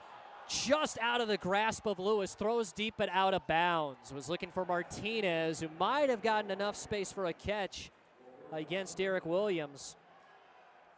And now, 3rd and medium coming up with 2.5 minutes left in the third. Iowa trying to do something it hasn't done yet today, force back-to-back stops against the Kansas City offense. I figured barring a disaster on 3rd down, if the Goats don't make it, they'd probably go for it on 4th. It's one thing to surrender when they got sacked and were pushed back to a 4th down at their own 2, but here around midfield, you figured they'd go for it if needed. Quick throw, and before Felder had a chance to get an opening against Marcus Wilkerson, so another incomplete pass. So after the quick find for Felding, back-to-back passes missing the mark. And now 4th and 5 from the 24. Kansas City still on its own side of midfield. Clock continues to run, and the play clock starting as well. So the Goats get into formation. The Woo sub off Lake. So a smaller lineup ready for any coverage here. Off the snap, 2 rushers, throw over to the middle, caught by Smith. Smith past the first down marker, out of 1 tackle, shakes another defender, has gone all the way across the field back to his right side, still pushing for the goal line. He's in. Touchdown, Kansas City. 26 yards out. And Smith might have gone double that distance in total from the time he caught it. Switching across the field left to right. Had hands around his ankles at one point. Nice little juke past another defender. And despite being held up momentarily by Chris Jordan Herring, he's into the end zone for another touchdown, his third of the game.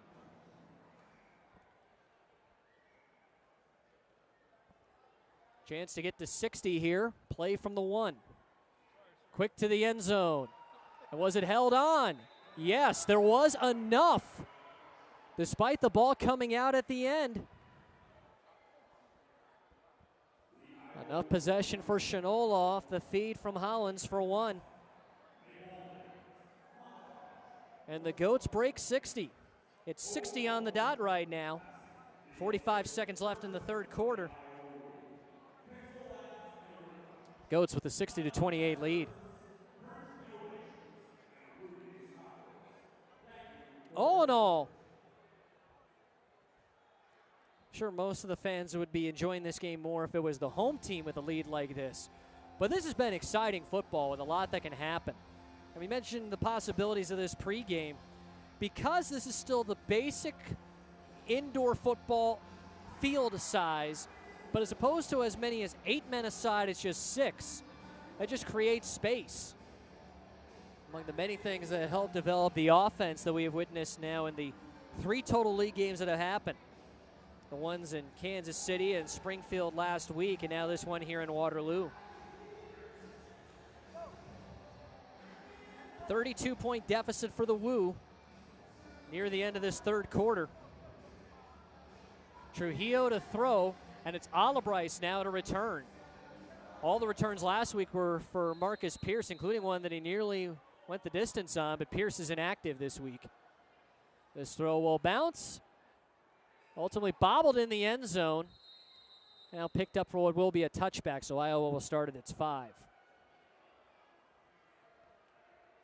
They have to go 45 yards to try for another touchdown here. Iowa so far on 3 possessions this half.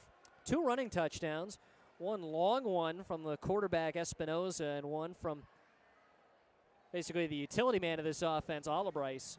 And the last possession broken up on an interception by Ben Thomas.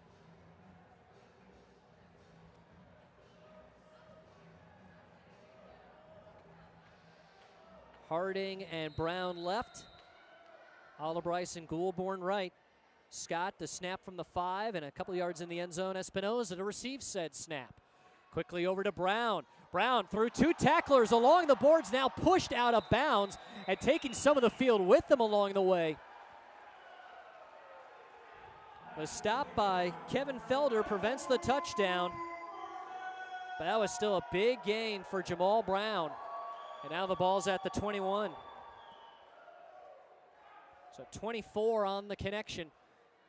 Now in the final 15 seconds of the quarter, throw underneath for Brown. I got tipped and then was nearly caught by the quarterback. So Espinoza nearly caught his own pass. And now that running clock works its way to 0 as we wrap up the third quarter here in Waterloo. Your score at the Hippodrome as we head to the 4th. Kansas City Goats 60, Iowa Woo 28. It'll be 2nd and 10 for the Woo at the Goats 21. Other side of this stoppage. We'll enjoy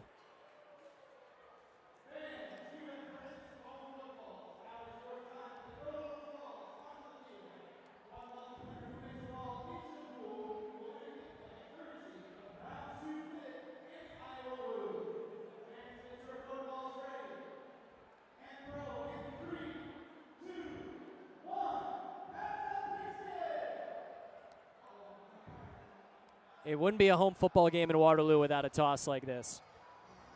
See if we get some winners here.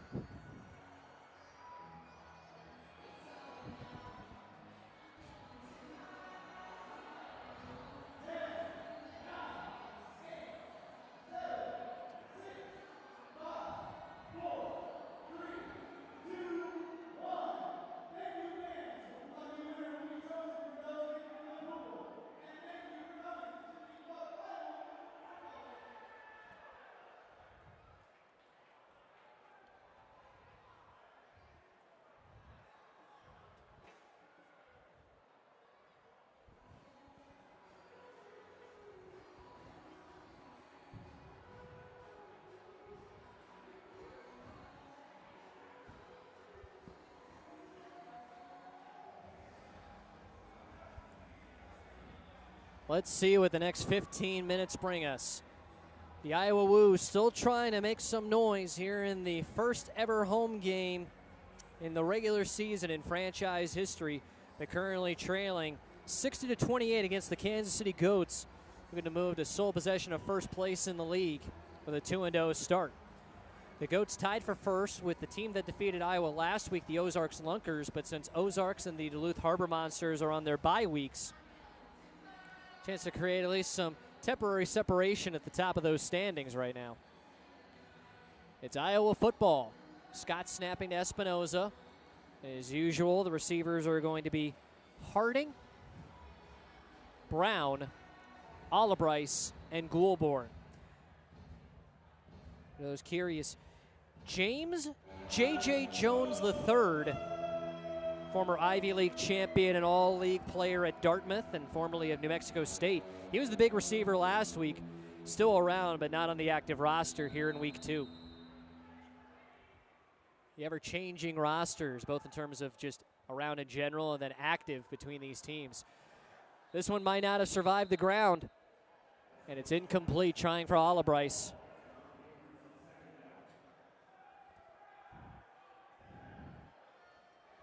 So now it's going to be 3rd down and 10. Remember, the drive started after a touchback at the 5, but Justin Brown, the nice catch and run. Got it into Kansas City territory.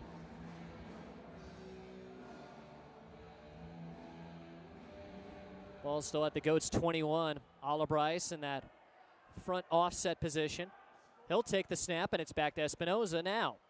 2 rushers. Gets some space. He'll run, but he'll just quickly take himself into the boards around the Chick-fil-A advertisement.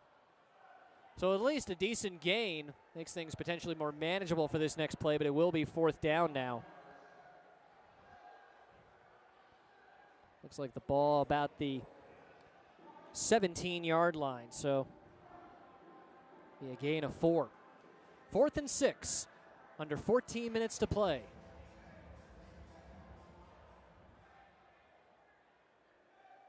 Goulbourne comes in at the line, otherwise the receivers are out wide. Olibrice in motion forward, snap to Espinoza. 4th and 6 conversion attempt. He tries for Scott, his center. Did he make the catch? He did. And where's this one marked? This might not be enough for the first. And it isn't. Needed 6, got 5.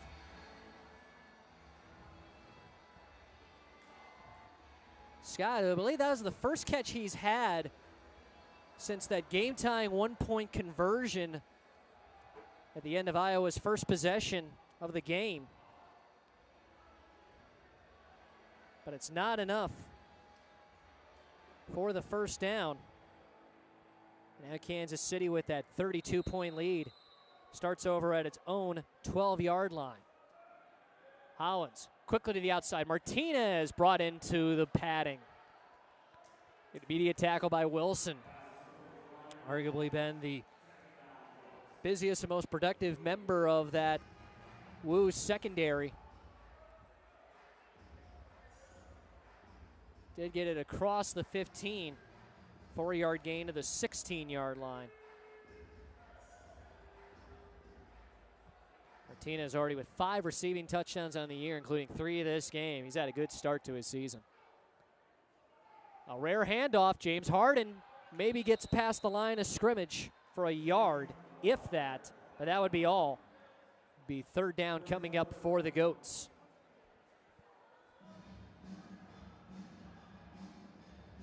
A reminder of what lies ahead. It's these same 2 teams playing each other next week, but that'll be at Municipal Auditorium in Kansas City.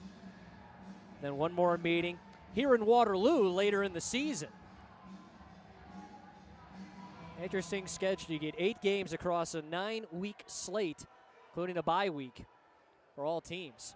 And the throw on 3rd down zipped right past Shanola. Incomplete. And now 4th down coming up. With a running clock and a 32-point lead, even though it's relatively deep, you might as well go for it. Could understand surrendering when the ball was at the 2. The score wasn't the big part of it. But you'd be close to giving up a safety perhaps on a play like that. There with no real risk, you might as well. But the way the Goats defense has been playing against the Woo, they're comfortable going for it here on 4th down this time. And this one deep towards Smith. There was contact, and we do get a flag. As Boo Smith and Marcus Wilkerson bumping into each other, that would be pass interference on a 1st down for the Goats.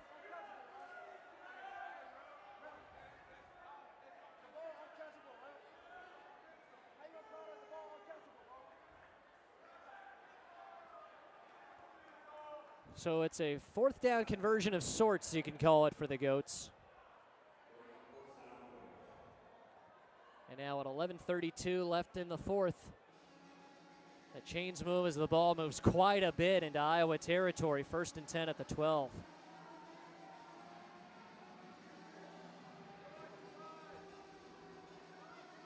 Kansas City again knocking on the door here.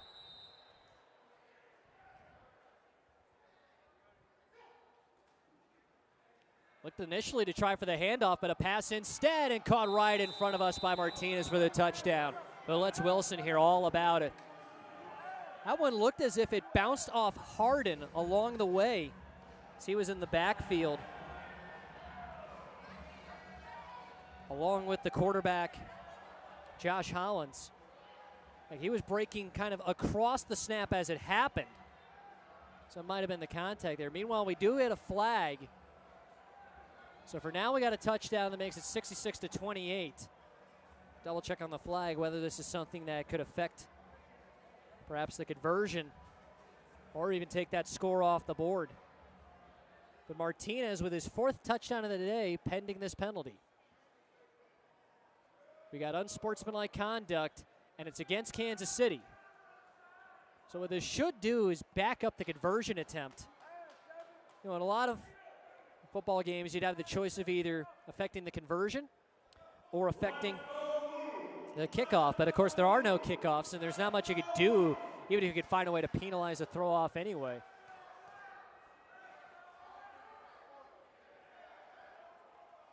The ball was placed at the 5-yard line, which suggests that the Goats are trying for 1. But if there's a penalty to be enforced, you'd like to think it would push him back. When Iowa played at Ozarks last week, that's what happened, where they pushed a conversion attempt back to the 20.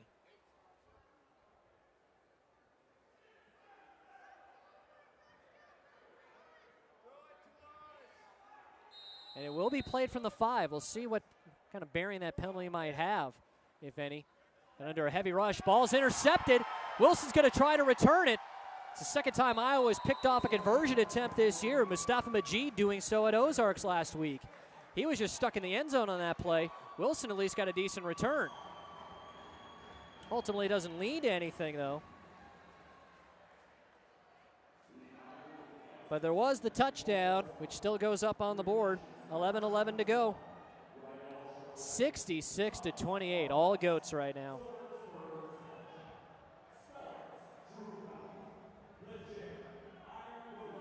And now you have the discussion between the officials and members of the Woo.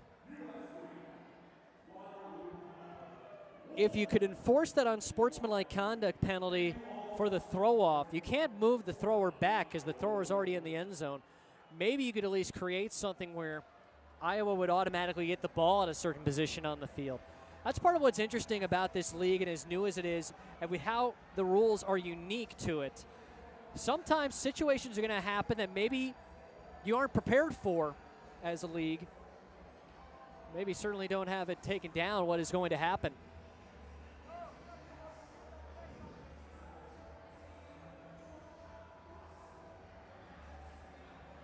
So you figure out what you can do when unique situations come up. And if you don't have something on the books, you can make something work out of it. For now, this appears to be more or less a regular throw-off. Trujillo will send it to Brealey, who's been the regular return man today for the Woo. Trujillo from his own end zone, and this one will land around the 4, picked up in the end zone. Brealey not even going to get it out of his end zone. There was a member of the Goats, specifically Ben Thomas, who was arguing that it should be a safety for that. This seems to make a lot of sense that you would just have the touchback. And it appears the penalty enforcement for unsportsmanlike conduct is coming now off the field position from the throw-off. So a touchback would normally mean the ball at the 5, but they enforce the unsportsmanlike penalty now, and that puts it at the 20. So Iowa with a relatively short field, just 30 yards to go for a touchdown here.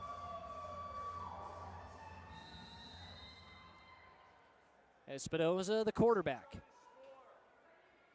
Off the motion from Brown. Have a U-turn of sorts, and now the pass out of reach for Goulbourne. Had the window.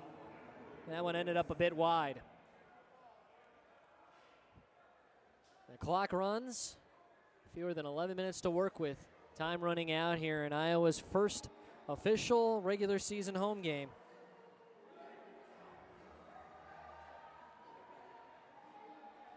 Ball now spotted, so that will begin the 20-second play clock. After some struggles getting ready for plays early in the game with 2 timeouts called in that first quarter to avoid delay of game, Iowa's done a really good job getting plays ready here since. Olibrice with the pitch back to Espinoza. With Bishop rushing, the throw is coming up short, and another interception for the Goats. This time it's Felder. One-on-one toward the goal line. Was looking to get it to Philip Harding. But just not enough air on that one. And a takeover for Kansas City as that one was picked off at KC's own 5-yard line.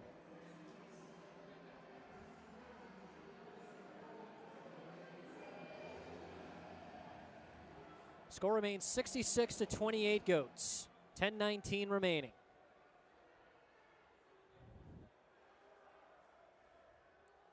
There's no actual physical punting, but it almost works like a punt. Not that you would want to do it in that situation. Ball at the 6, quick toss to Smith, eludes his tackler. He's rushing down the boards, and he is going to high step his way, primetime style, into the end zone for another Kansas City touchdown. And he counts out the touchdowns to the members of the Woo right behind those end zone boards. He had 2 touchdowns in the first half. He has 2 in the second half. 44 yards off the quick pass from Josh Hollins. So now 4 for the game and 10 for the season for Boo Smith. Heavy line on the try for 1. Off that line, Williams with a catch, but he's touched down well short, and it's signaled as if the try doesn't count, maybe even as incomplete in general. Either way, unable to make it work. But yet, that touchdown improves. It was already a massive lead. Exactly 10 minutes left in the fourth quarter. We've had exactly 100 points scored, and 72 of them belong to the visiting Kansas City Goats. We talked about Rakeem Cato and how he had that great week 1 game for Kansas City last week. He's not on the active roster this week, but Josh Hollins showing that he's been a valuable replacement. Hollins in that first half alone had 6 touchdown passes. Trying to count it up. What has happened since? The count is right. He's up to 4, so that would mean 10 to match Cato.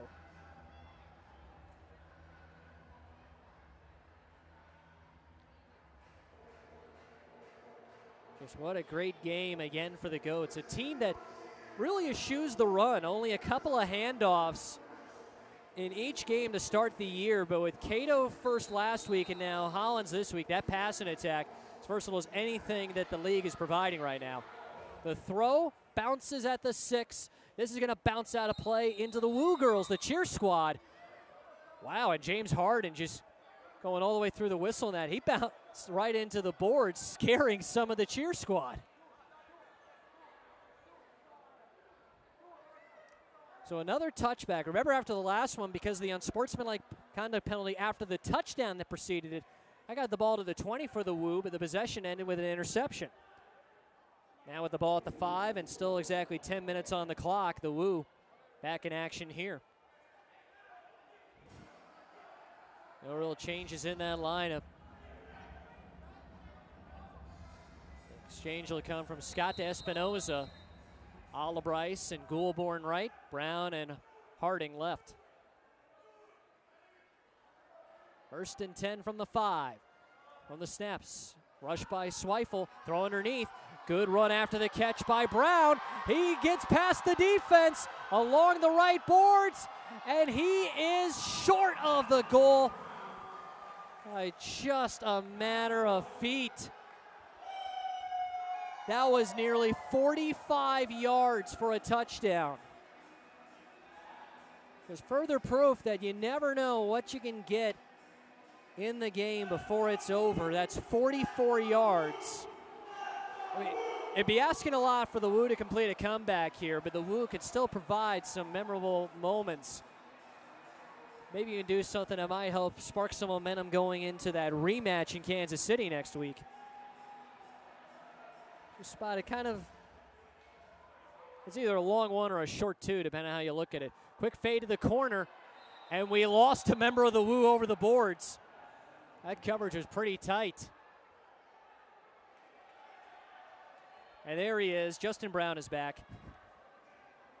The Frostburg State and Maryland product. Brother Joshua, by the way, played college ball as well. He was a defensive lineman at Indiana, 2015 through 2018.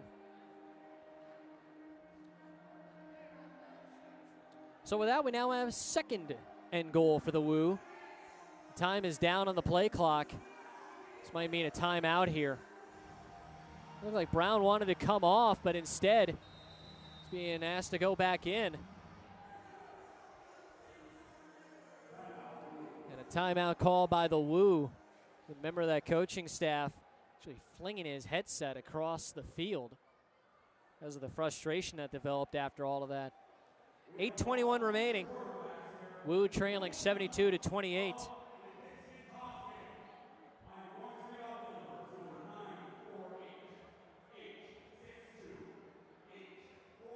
Those numbers you're seeing on the screen related to the football toss that happened between the 3rd and 4th quarters.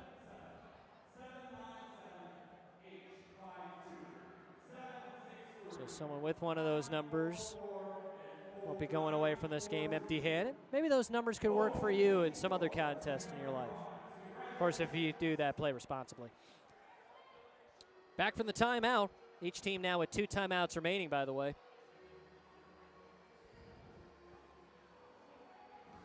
It's the heavy line. 3 linemen.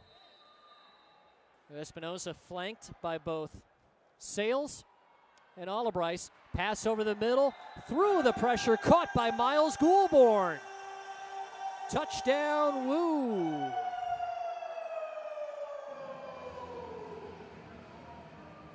Goulbourne, who's seen time as a wide receiver and a quarterback, hauling this one in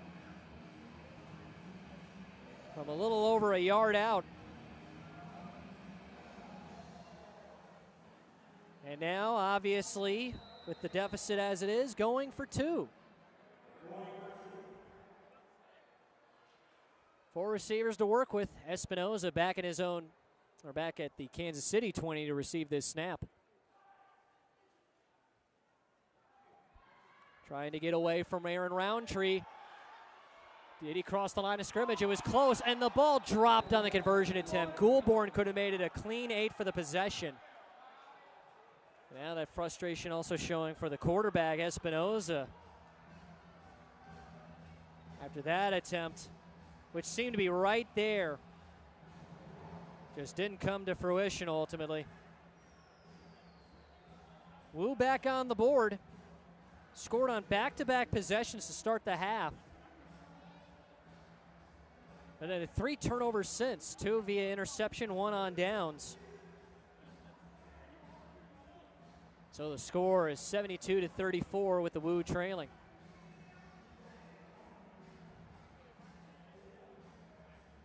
Already mentioned a couple times that these teams will return to action next week against each other. That, by the way, a 7 p.m. kickoff at Municipal Auditorium in Kansas City, Saturday the 15th. After that, the Woo back at home hosting the Ozarks Lunkers in a Week 1 rematch, while the Kansas City Goats in their own Week 1 rematch will be at Duluth that following week. It'll be the Woo against the Lunkers Saturday, June 22nd at 7, while the Goats and Harbor Monsters in that Week 4 game, that'll be on Sunday the 23rd at 5 o'clock. That'll be up in Duluth. Throw from Albright.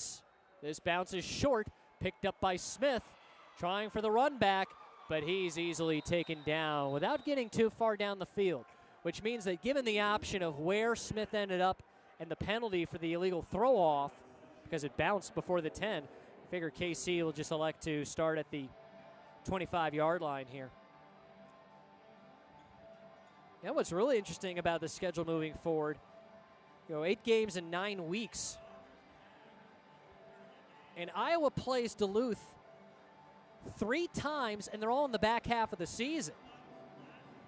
Go a long way to determining the playoff positioning. All 4 teams make the playoffs. It'll be the top team versus the number 4 team, and then 2 versus 3 in the opening weekend of August, with Arena Mania 1 set to take place in the second weekend of August. We don't have specific dates, in part because apparently the reason for just having a few days on the schedule in general is that there'd be the opportunity for teams, based on the availability of their home facility and perhaps because of other events happening in the area, to get an exact date locked down. But that opening week of the playoffs, games would be likely to be August 2nd, 3rd, or 4th, and then Arena Mania 1 would be the 9th, 10th, or 11th. Kansas City throws deep, but again over the wrong shoulder. Shinola was breaking back to his left, but the ball was thrown right, so pass incomplete on first down for the Goats.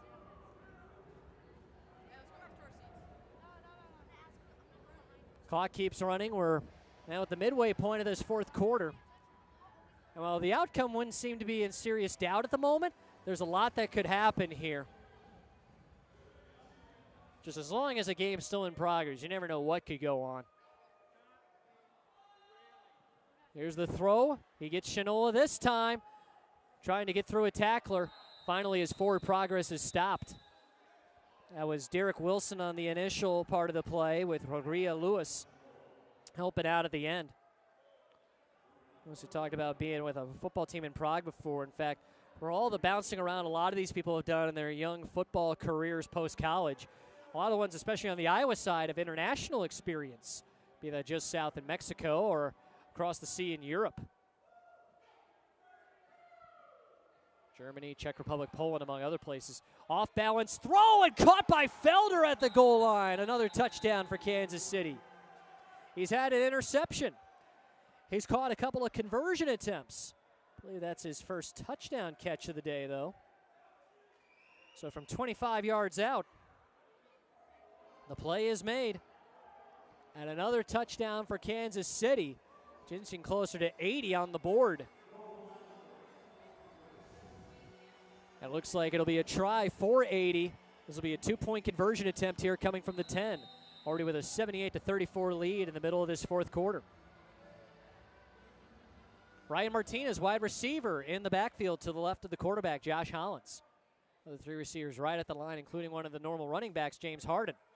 Immediate rush. Ball goes to Martinez. Tries to throw it back to the center, but it's unable to be caught by Powell Deppy.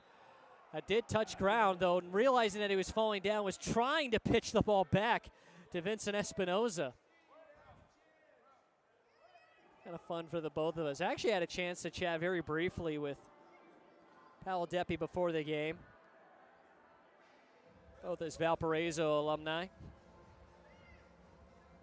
Some fun talking about his college days coming in to his pro experience. Says he's got family here as well. Mom and daughter here in attendance. Unable to make anything out of that last play, but it's not like KC really needs it at this point. You got 6:14 to go in regulation, which is all we should need today. With Kansas City ahead of Iowa 78-34. That's 1 point more than Kansas City scored in its win over Duluth last week. So, and we could probably say this about any number of things happening when it's just week 2 of a brand new league. But the 78 points is, of course, a new league record right now. Combined point total isn't exactly where Kansas City and Duluth matched up last week, but there's still time. And another touchdown pass for Hollins. And if our count is right, that would be 11. Another new league record. The throw-off comes from Trujillo to Brealey. Catches at his own 5. He's got some blocks ahead of him, now changes direction to the left. Through one tackler, but not 2 at a time. Tackle close to midfield. Pretty good return on the play for the busy incoming Jermaine Brealey. One of several new additions to this roster heading into week 2. Think about the changes from preseason to regular season now, already from week 1 to week 2. There's a lot to keep track of. By the way, give a shout out Marcus Pierce, a member of this Woo team that is inactive this week. He actually helped fill us in on those missing pieces of the roster that we had going into this week 2 matchup. I also want to give a shout out to everybody as a part of our specific production crew for today, and just really everybody with the Woo organization in general, trying to pull things out for as successful home openers can be had, regardless of the result of the game itself. Pass intended for the center, Oscar Scott. Goes in and out of his hands under pressure. Incomplete on first down. Scott, another guy who played internationally, Europe and Mexico. Also as a part of the Spring League a few years back. It's interesting for him. Next week's going to be a homecoming. He's from Kansas City, went to Rockhurst High School. 5.5 minutes left. Espinoza for the shotgun on 2nd and 10. Plenty of receivers, throws it deep down the middle and caught for the first down. It'll be 1st and goal coming up after the reception by JoJo Olabrice.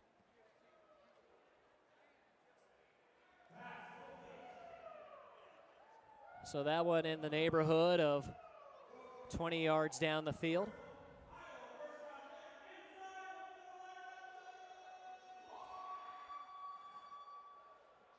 So it'll be at the 8, 1st and goal. Pass to the side and through a tackle into the end zone goes Justin Brown. Touchdown. Woo! That's 40 on the board for the home team today.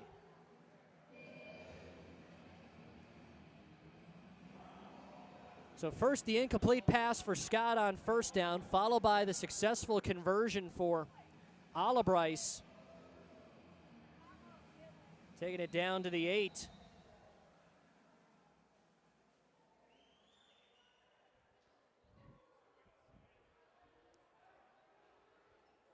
And now the try for 2 after the touchdown. 4 receivers, throw over the middle, and through all that traffic, nearly had it for Brown. Might have got a piece of it, but couldn't hold on. Boy, scores are coming fast and furious over these last few minutes now. Across both teams, including Iowa, finally getting back on the board with back-to-back touchdowns, but no 2-point conversions to show for it, and still a lot of ground trying to cover. Trailing this one 78-40 with 4:33 to play.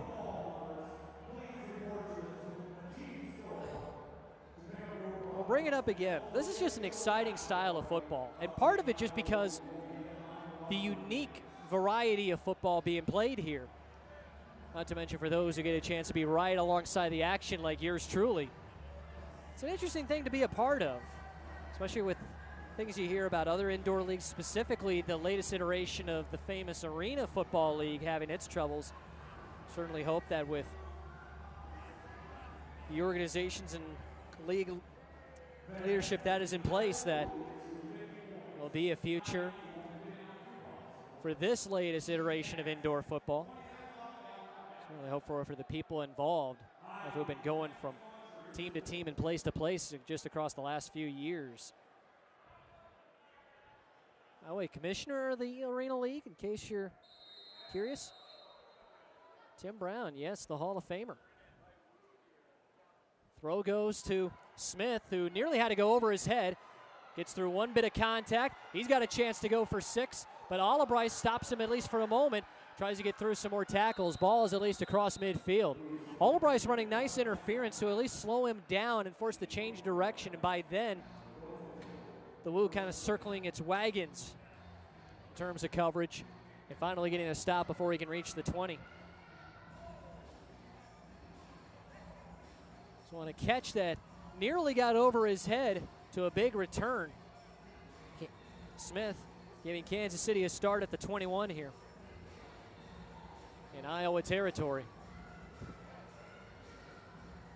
Jamal Williams in the backfield with the quarterback, Josh Hollins. 4:21 remaining. Hollins off the snap, goes right to Williams out of the backfield. And now the defense surrounding him, still a good first down gain. Looked like the initial tackle started by Marcus Wilkerson with Jermaine Brealey assisting.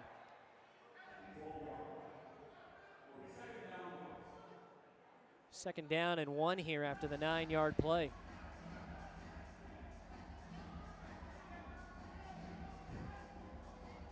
Williams in an offset position. Hollins back with the snap. Lake rushing. Throw to the end zone, and it's caught by James Harden. Harden, despite the coverage from Brealey, with the touchdown, and it's 84-40 Kansas City. Everybody getting in on the act today.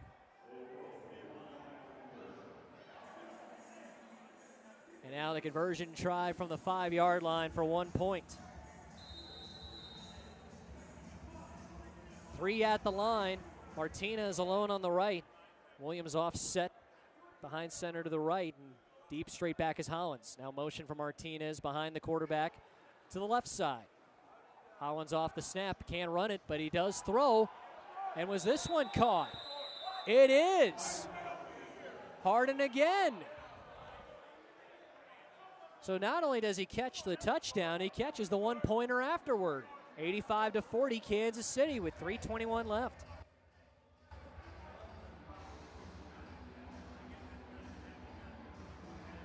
Now, not only was there a question of whether or not there was a catch, it was whether or not he was across the plane when he had possession of that football. But as ruled by the black hat, Lauren Wood, the try is successful. That's why Kansas City is now up 45 on Iowa. So a combined 125 points in this contest, just behind the 129 between Kansas City and Duluth last week in Kansas City.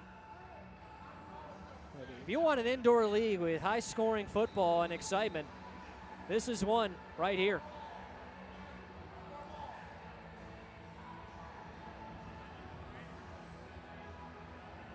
.321 left in the game.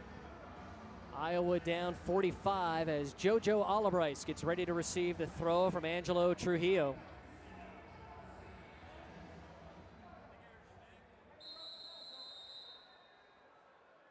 Albright from just outside of the end zone to receive. Trujillo's throw, it hits the rafter. First time that's happened today. So that's a legal throw off.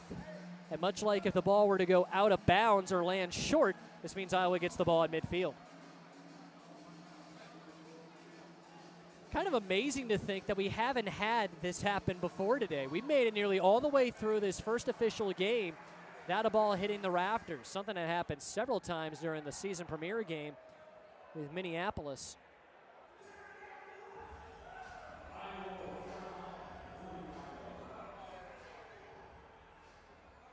Now it's Iowa ball at the 25. Espinoza in a quarterback. The only other options at this point would likely be just the utility men, JoJo Albright and Miles Goulbourne, given the multiple times that Josh Hart has gone down because of injury today. Getting past Zweifel, the throw, and that one with pace goes through the hands of the aforementioned Albright along the boards next to that KC bench. Second down and 10 next. Clock continues to run for now, but once we get inside the 2-minute warning, with more quote-unquote normal timing regulations moving forward. Ooh, a little bit of light. Somebody opened up a door through that beyond that end zone that I was approaching, so I wonder if that becomes a distraction for Espinoza as he tries to navigate the field here. Harding in motion to the line. Albright with the snap. Tries to get through the rush, and within the grasp, throws it away. Aaron Roundtree nearly with the sack, but before he could really secure the potential sack on the play, it's just thrown away by Espinoza. So now 3rd and 10 at midfield next. That 2-minute warning approaching. Maybe a chance to get a snap off before the clock hits 2 minutes.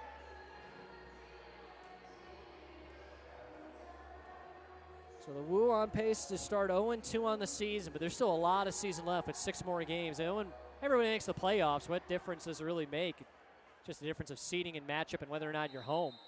And because we hit 2 minutes before the play clock expires, we are at the 2-minute warning. So it'll be a quick stoppage in the action as the teams reset here for a moment. Woo down 85-40 at the moment. Another time, it'll be next Saturday, 7 o'clock in Kansas City. Same 2 teams. First trip to Municipal Auditorium this year for the Woo, and the only one will be a 3rd matchup between these teams that'll happen later this season back here in Waterloo.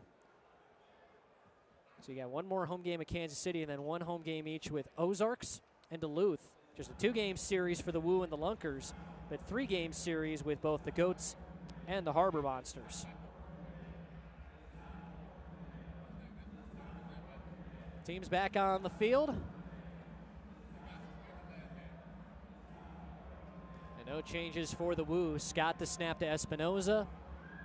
Brown, Harding, Goulbourne, and Albright completing the 6.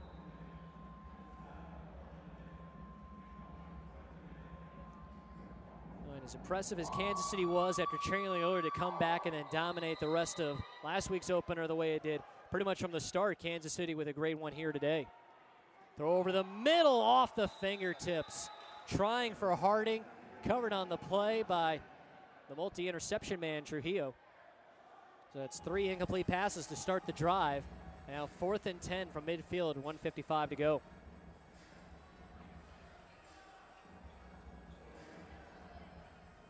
Kansas City trailed 20-6 early last week. Eventually had a 28-point run in one stretch and led the rest of the way. Meanwhile today, Kansas City scored first, was quickly tied by Iowa, and scored 19 straight, has led ever since. It's really added on to that lead. Desperation toss on 4th down. Was the catch made? My goodness, touchdown Woo! What a play by the new receiver, Philip Harding. The Week 2 edition with a leaping grab despite the coverage just across the goal line next to the padding on the near side. Again, you never know what you get, even if the result of the game is easily in favor of Kansas City. Still, maybe arguably the best Woo play of the game, and you could have an interesting set of choices for that. But what a great catch there for the touchdown from 25 yards out. 4-play, 25-yard drive with all 25 on that last play. Now the 2-point conversion attempt. Throw across the body into a sea of hands. And caught by the Woo again, it's Harding. An 8-point man on the possession. And a nice way to make his debut with the Woo. So with that, we got 133 combined points, new league record. Kansas City with 85 of them, Iowa with 48. Minute 32 to go. A reminder, we brought this up earlier. There's no onside kick, so if the Woo wanted to try for another possession, it would be Iowa getting the ball, 4th and 20 at its own 5. Would have to get to midfield to extend the drive, otherwise Kansas City would get the ball wherever it is at the end of the play. Given the score as it is this late, with a comeback victory quite unlikely. Can understand if Iowa instead just wanted to go with a throw-off here. But at this point, especially because the margin isn't in much doubt, and Iowa still, in theory, would have a chance. Could at least try it and see what happens from it. And based on what happened, the throwing team was out, but it appears that the offensive unit is coming back onto the field here.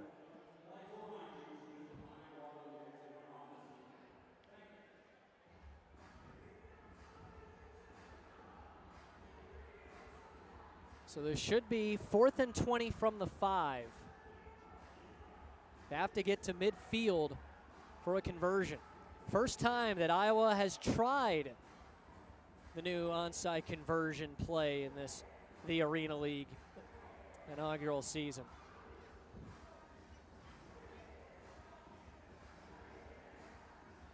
So they don't move the entire chains down. They actually use the ball marker just to indicate where the first down would be. Especially if there's an incomplete pass, you wouldn't even need those chains when Kansas City takes over. To the officials, Steve Schaub and Lauren Wood, the 2 on-field officials anyway. Not to be confused with the 3 sky judges, or up above to our right. Just making sure they're clear on this. First time they've done this here. Espinoza back in his own end zone to receive the snap. The rush from Roundtree and the quick throw over the middle, picked off Trujillo. And with only Scott to beat, he easily beats him to the corner. Another pick 6 for Trujillo. And on the 4th and 20 conversion attempt, Iowa gives up another interception return for a touchdown, and it's 91-48 Kansas City.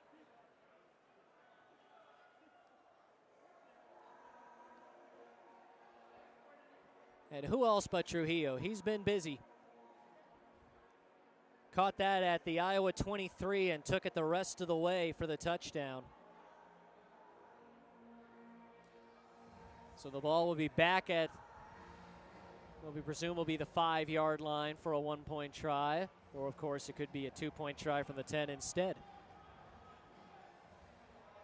And after confirmation from the Kansas City staff, it will be a 1-point try here.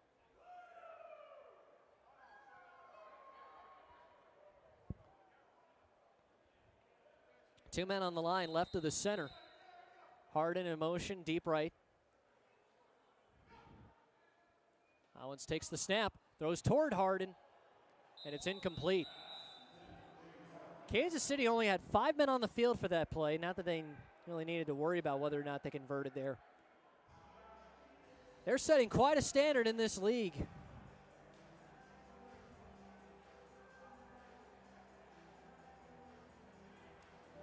Last week it was Rakeem Cato, the FBS record holder for consecutive games with a touchdown pass in Marshall, the former Montreal Alouette.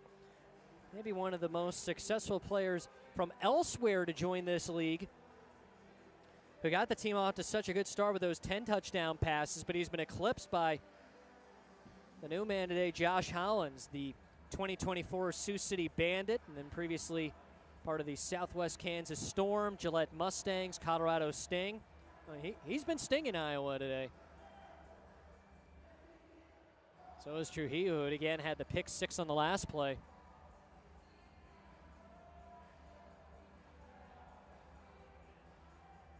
His second interception return for a touchdown today, and his 3rd already on the season. Kansas City on its way to a 2-0 start, and for now all alone in first. Would still be undefeated alongside the Ozarks Lunkers, but with the Lunkers off this week, they're just 1-0. Rogria Lewis, also known as DJ, a former walk-on at Alabama who eventually earned a scholarship and was part of the program for 2 national championships. He was set to return, and now he's going to be replaced by Derek Wilson, who was out of Houston Christian, and before that, Texas Lutheran. The throw toward the far boards, and this is going to bounce out of play. Smart decision by Wilson. That's a throw off out of bounds. Iowa gets the ball at midfield. Minute 12 to go. Kansas City 91, Iowa 48. Maybe one last chance for the Woo to strike the scoreboard today.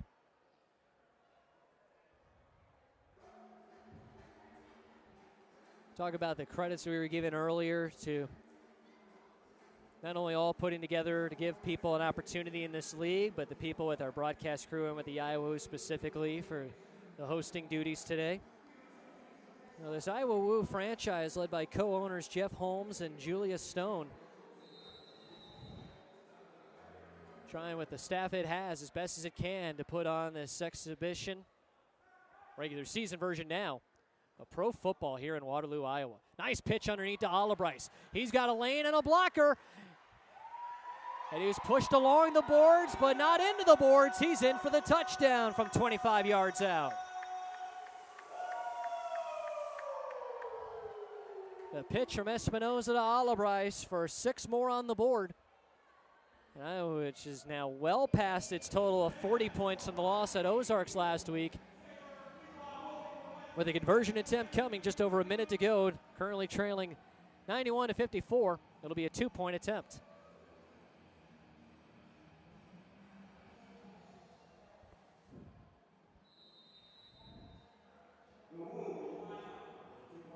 Goulbourne at the line, right of center. 2 receivers further out right.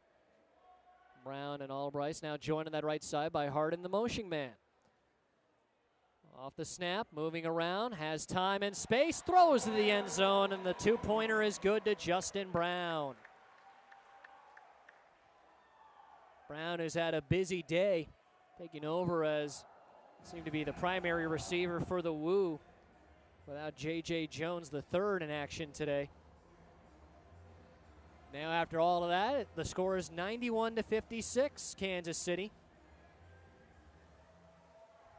Just under 48 seconds left, 47.8 to be exact. Offense stays on the field. Going to try another one of those 4th and 20 plays. The last one ended up with an interception taken back for a touchdown.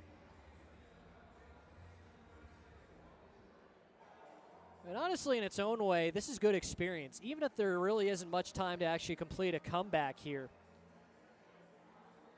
You know, one of those cliches you hear from announcers in weird down and distance situations, you don't have a lot of plays in the playbook for that. Well, you need to have plays in the playbook for 4th and 20 if you want to have a chance to make a comeback. It's going to be tough if you need multiple such plays to get a comeback going. Well, this is good game experience going forward right here. Sometimes when games are out of reach like this, you just give it back to the other team, perhaps let them run the clock out. But here Iowa just seeing what it can do, putting its team in different situations here. Espinoza near the back of his own end zone. The end zone's here in the Hippodrome, by the way, maybe about 6 yards deep, and that's only at the deepest. It's rounded at the corners. Espinoza now steps forward, has to get rid of it. That one nearly picked off. Lamar Robbins, though, had that one tipped away as Miles Goulbourne, switching from wide receiver to defensive back, more or less, able to help make sure it's incomplete and not taken back for a touchdown. But because it's an incomplete play from the 5-yard line, this should mean Kansas City ball at the 5. I think 42 seconds on the clock. That's still a lot of time, especially the way that play has moved of late. Kansas City gets a quick score out of this and maybe another turnover and a score off the Woo. The century mark is not out of reach in this one. Yeah, this is why you stick around. You never know what can happen. Plus, ball goes out of play, you can keep it. I'm still hoping for a souvenir. I start waving at Josh Holland, so he throws it at me instead. Instead, he throws it up the middle and behind Prince Shinola, who is covered tightly on the play by Derek Wilson. And now we get a flag at the end of it. That did bounce out of play, but nowhere close to us, but we have a kid who got it. So that's what's important.